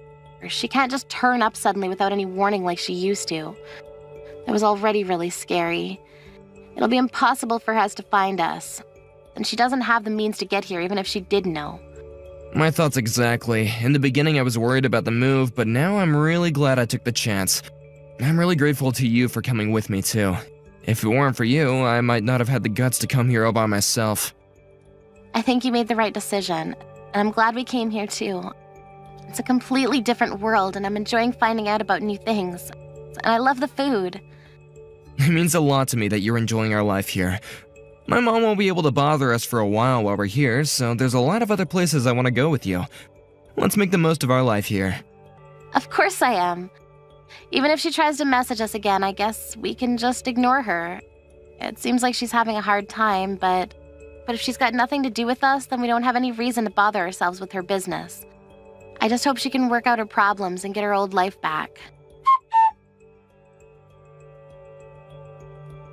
What time are you getting back from work? I've been waiting at home for you for hours. I haven't even had any lunch. I'm starving. Can't you hurry up and get home so you can make me something to eat? Excuse me? What do you mean you're waiting for me? Waiting where? Waiting at home. I finally found out where you and my son are living. What? No way, that's impossible. I'm at home right now and you're definitely not here. I know you're not at home, Abigail, because I'm right here. There's no point in lying to me. You shouldn't underestimate my investigation skills. I'm going to be a guest here for a while now, so you should treat me like one. Hurry up and come back and make me something to eat. There's nothing in the fridge, and I've already eaten the cookies that were in front of the TV. Seriously, would you listen to me for a minute? Where are you and how did you get in? I really don't understand what's going on. You really are dull. I don't know why I have to waste my time explaining every little thing to you. I told you, I found out your address and decided to come and pay you a visit. I'm watching TV, but I'm really hungry. When are you going to come home? You can't leave your husband's mother to starve, you know. I hope you're cooking properly, because my son deserves handmade dinners. Not the stuff you can put in the microwave. I checked your fridge and cupboards, but you don't have anything. You're a terrible wife if you can't even make a proper dinner for your husband. I'm in the kitchen right now, and I'm the only one home right now. You're really starting to creep me out, so would you cut this out? Don't be dramatic. I know that you're lying. I'm the only one that's in the house. There's no point in acting like you don't know where I am, because I know that this is your house. I tracked you down. Are you still working? Even after I told you so many times that you need to resign. You're a wife now, so you need to focus on supporting your husband's career, not going out and making your own. You really are the worst daughter-in-law. You won't even come and welcome your guests like a proper housewife should. What? Are you being serious? You can try running away from me all you like, but you can't escape. It's too easy for me to find out your address. Now that I've found you, you have no choice but to let me live with you and Owen. I broke a window to get inside, but you'll have to forgive that, since I don't have a key yet. We're living in France. What? You broke a window to get into someone's house? That's called trespassing, Lisa. It's a crime. Even if that was our house, it would still be considered a crime. You don't have a key to our house because you're not welcome. Do you understand that? You're not welcome in the house you've just broken into as well. What have you done, Lisa? Are you going to be okay after doing something stupid like that? I'm sorry, that was a stupid question. You're not okay. You're a criminal. What have you done? You're lying, aren't you? What do you mean you're living in France? There's no point trying to scare me out of this house. There's no way Owen would move that far away without saying anything to me. He would have told me and checked if I was okay with it. Well, we did.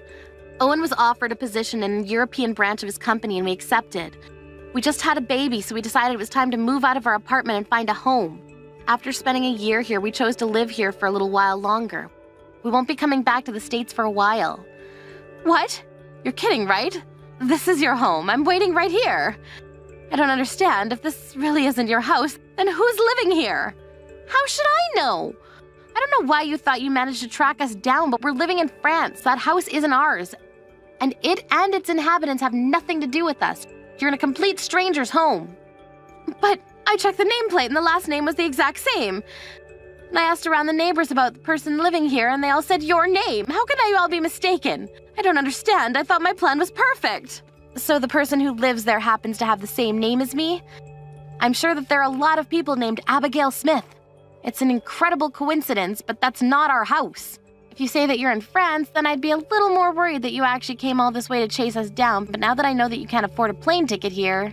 What? You're really living in France? Not in a house close by your old place? I'm in your old neighborhood right now. I found this address by asking the neighbors about everyone in the new area.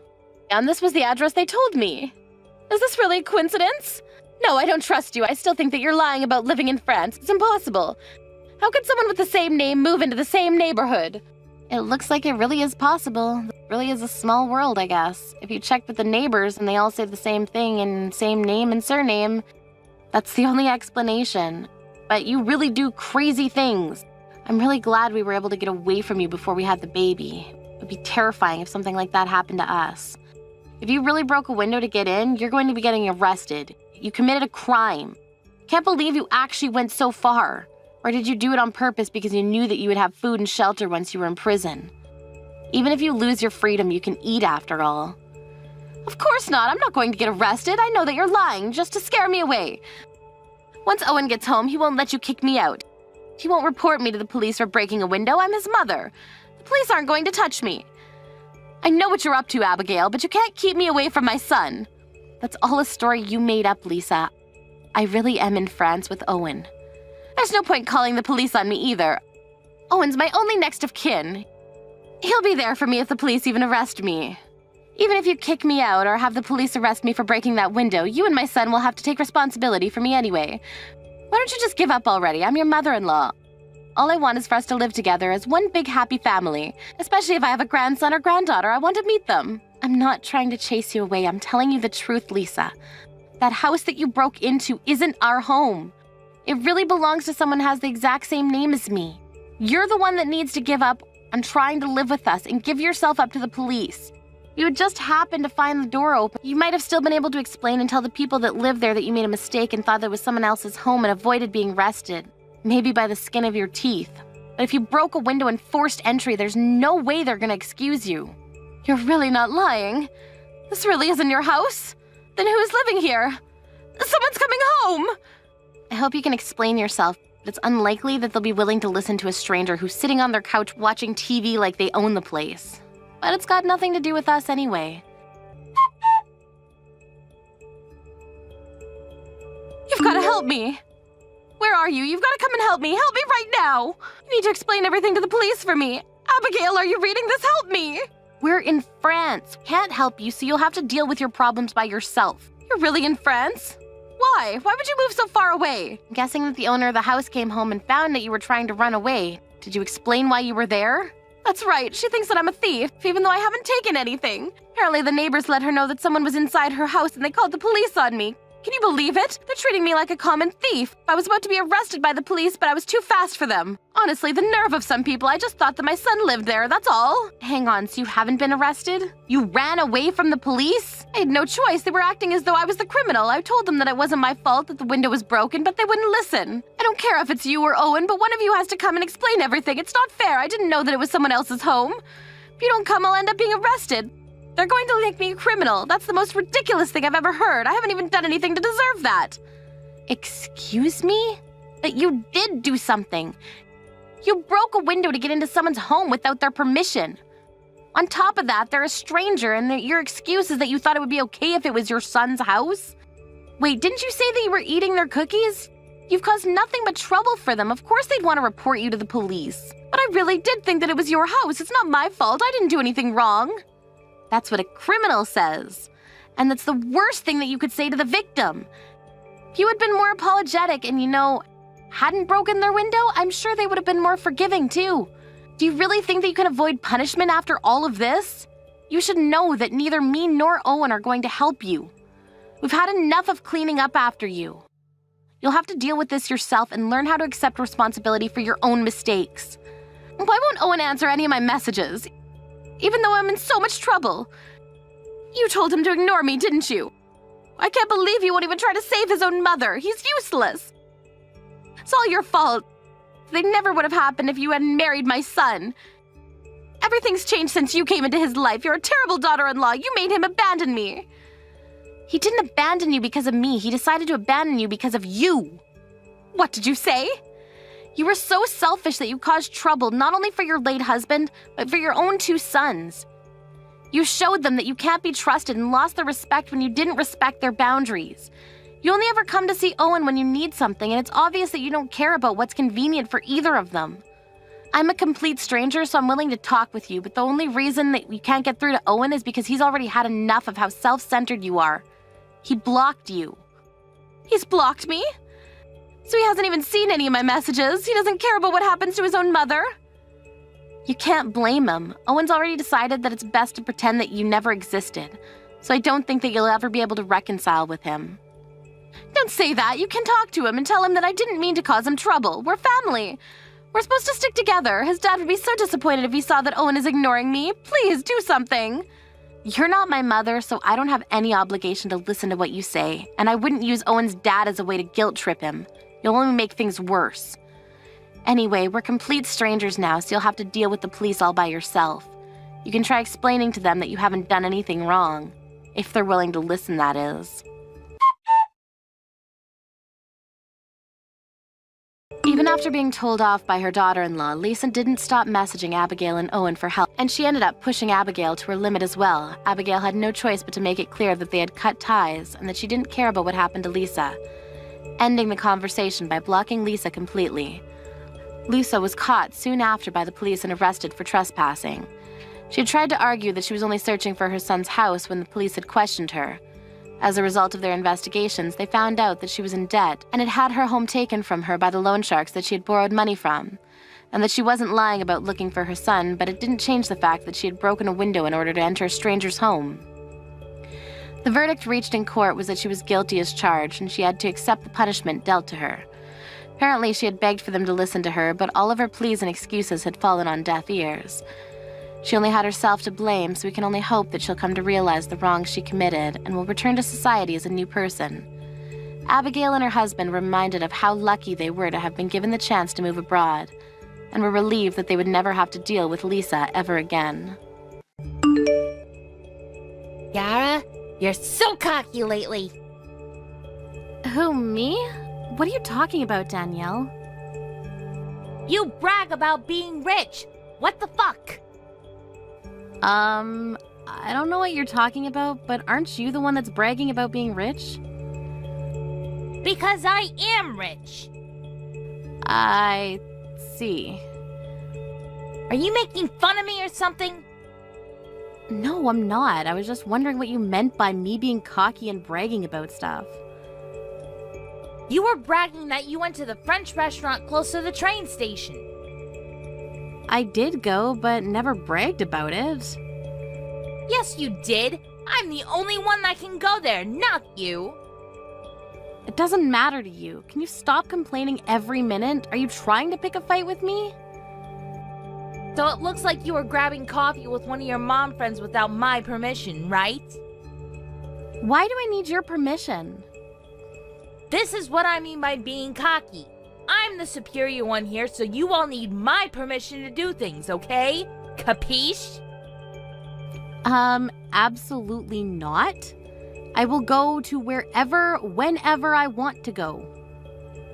Wow, you are such a bitch.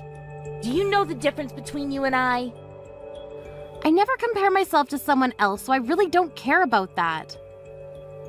You should watch your attitude because you'll probably regret it. Say that as many times as you want, but I'll go wherever I want to go without your permission, so please leave me alone. A few days later. See what happens when a poor, low-class person tries to go into my restaurant? Are you serious? It's my daughter's birthday. I didn't expect for a crazy-ass bitch to attack me. Something is seriously wrong with you. Why do you hate me so much? All I did was stop you from going to my expensive sushi restaurant because you don't belong there. You only went there a few times. It's not yours. Also, did you say stop me from going? I was carried to the hospital and ended up with 3 stitches on my forehead. What? 3 stitches? Yes, I have to spend time in the hospital on the day of my daughter's special day. How can you do this? My parents and my husband's parents are here too. You deserved it because you decided to use my restaurant to celebrate her birthday. Are you listening to me? Do you think that it's okay to attack someone with stupid reasons?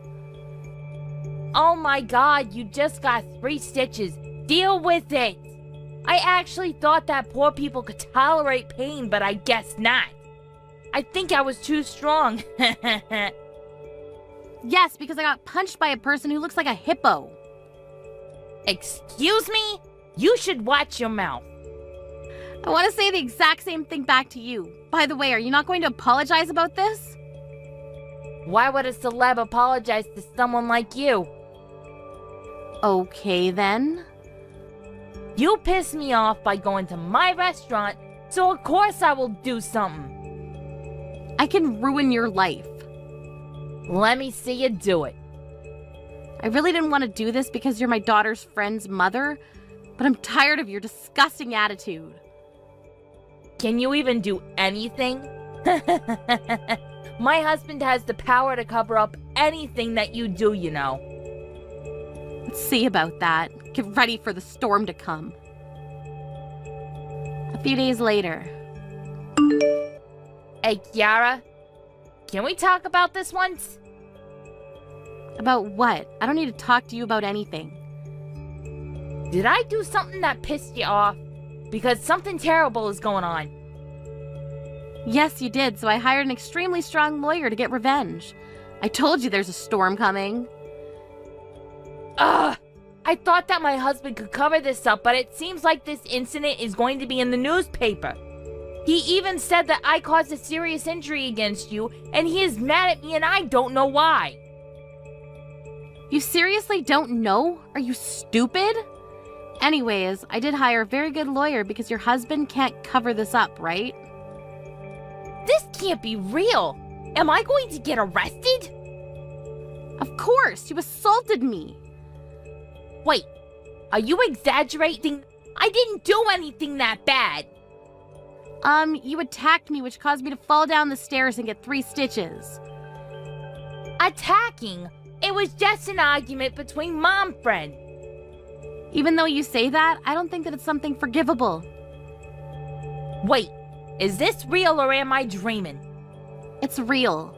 Why do I need to joke about this with you? I'm getting ready to sue you, and if you disapprove of this, you might need to go to court.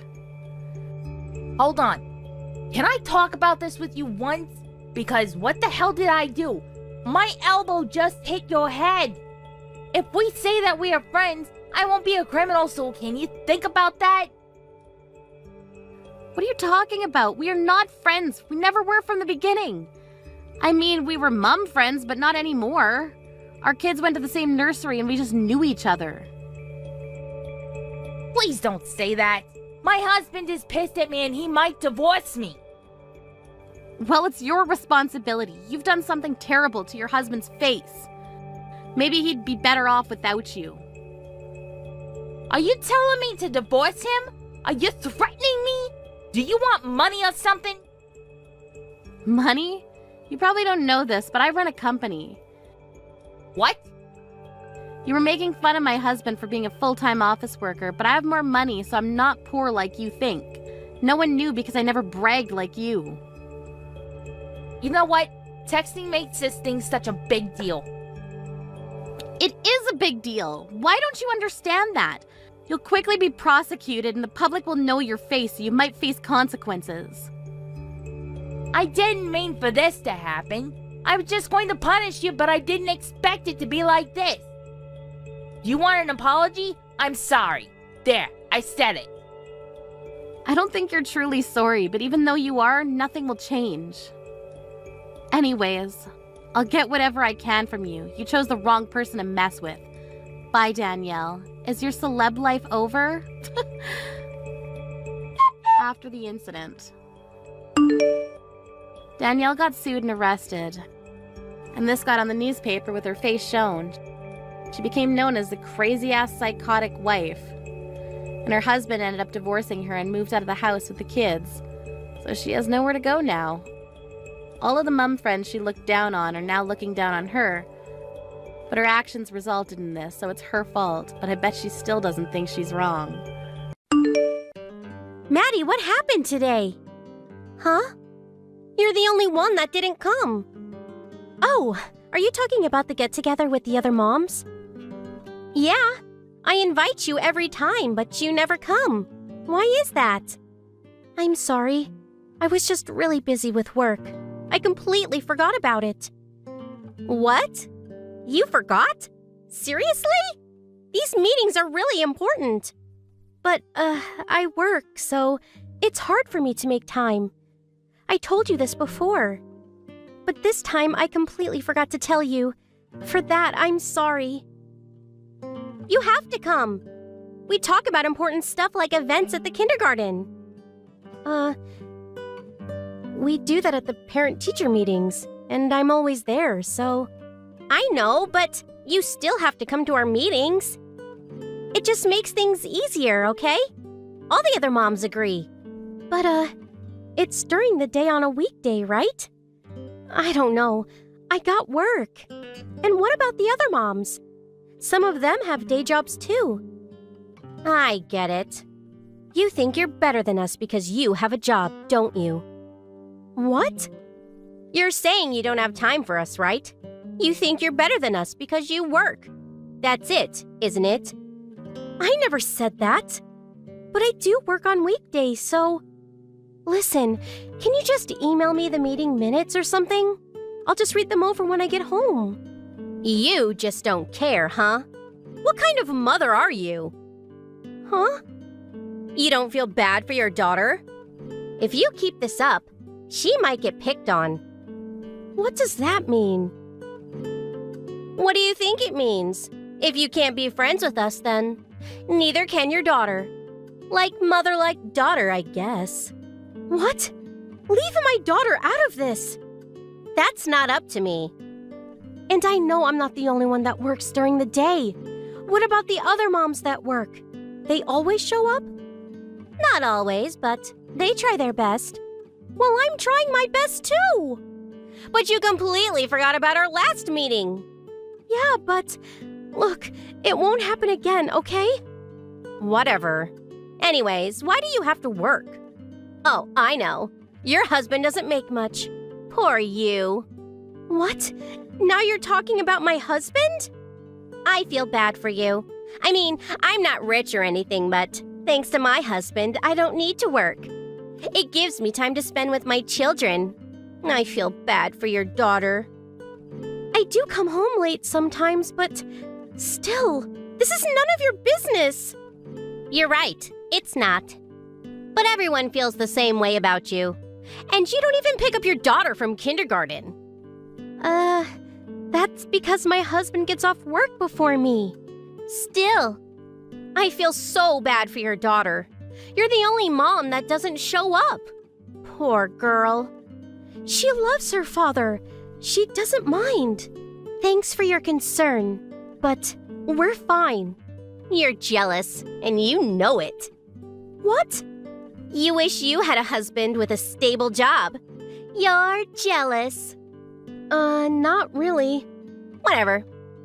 Your husband. What does he do anyways? Sounds like he's got a lot of spare time on his hands. My husband is a section chief, so he's always busy. Good for you. My husband is a good man. He works hard to provide for us. Is that so? But he gets off early, right? He must be useless. That's why you had to get a job in the first place, right? I'm so glad I'm not you. We both have weekends off, and we spend a lot of time together with our daughter on the weekends. Why are you talking about my husband anyways? It's none of your business. Actually, it is. He's the reason you have to work. Because he doesn't make enough money to support your family. And that's why you can't come to our meetings. So yeah, it is my business. If your husband wasn't useless, we wouldn't be having this problem. You're not making any sense. Whatever, just keep my family out of this. So what if my husband isn't a manager? And even if he gets a promotion, I'm not going to quit my job. What? Why? Because I run my own business. I can't just quit. What? My brother and I started a company a few years ago. I'm the vice president. What? What are you saying? Huh? I'm the vice president. And my brother, he's the president. We have our own company, so I can't just quit. Wait, you run your own company? Yes. By the way, your husband, he works for BB Co., right? Huh? Yeah? We do business with this company. I'm not in charge of it, but they'll probably go out of business if we stop doing business with them. I'm just saying. What? I don't really know what my husband does, so... Yeah, I bet you don't. All you care about is his title. What? That's not true! Stop talking down on me! And, so what if you own your own company? Big deal. It's true. You're the one that kept bragging about your husband's title. Yeah, but that's different. No, it's not. Whatever. I don't have time for this. Oh, but one last thing. The other moms. They don't like you. What? No way! This monthly meeting of yours, it's getting pretty annoying. Stop making things up! We always have to go to the restaurant you want to go to, and for some reason, they always split the bill evenly. Even if everyone orders different things. And you always set up the meetings on weekdays during the day. But when a mom who works can't make it, you start talking about them behind their back. People are starting to get annoyed. That can't be true! I'm doing this to help everyone! There's no way! Whatever. I don't care if you don't believe me. But stop talking about my family. Leave them out of this. If you keep this up, I'm gonna stop doing business with BB Co. What? Leave my husband out of this! Stop it! Look who's talking. See? It's not a very nice feeling, is it? Ugh, I guess. Apologize to me. I'm sorry. For what? For talking about your family like that. I gotta go now. No. Huh? That's not good enough. You've caused us nothing but trouble. We're pretty fed up with you. You gotta apologize in front of everyone. What? Why? You came after my family. You're not getting off that easy. You understand me? Maddie asked Kelly to apologize in front of everyone, but Kelly and her friends ignored her request. But then, when the other moms found out that Maddie was a vice president of a company, everyone took her side, even Kelly's old friends. Maddie became their new leader. Everyone liked her and looked up to her. On the other hand, things weren't looking so good for Kelly. Her husband got transferred and he had to move somewhere far away. She couldn't go with him, so now she was all alone. And for some reason, her husband's pay got cut almost by half. Rumor has it that it had something to do with a big company they did business with. Was it Maddie? Maybe. Maybe not.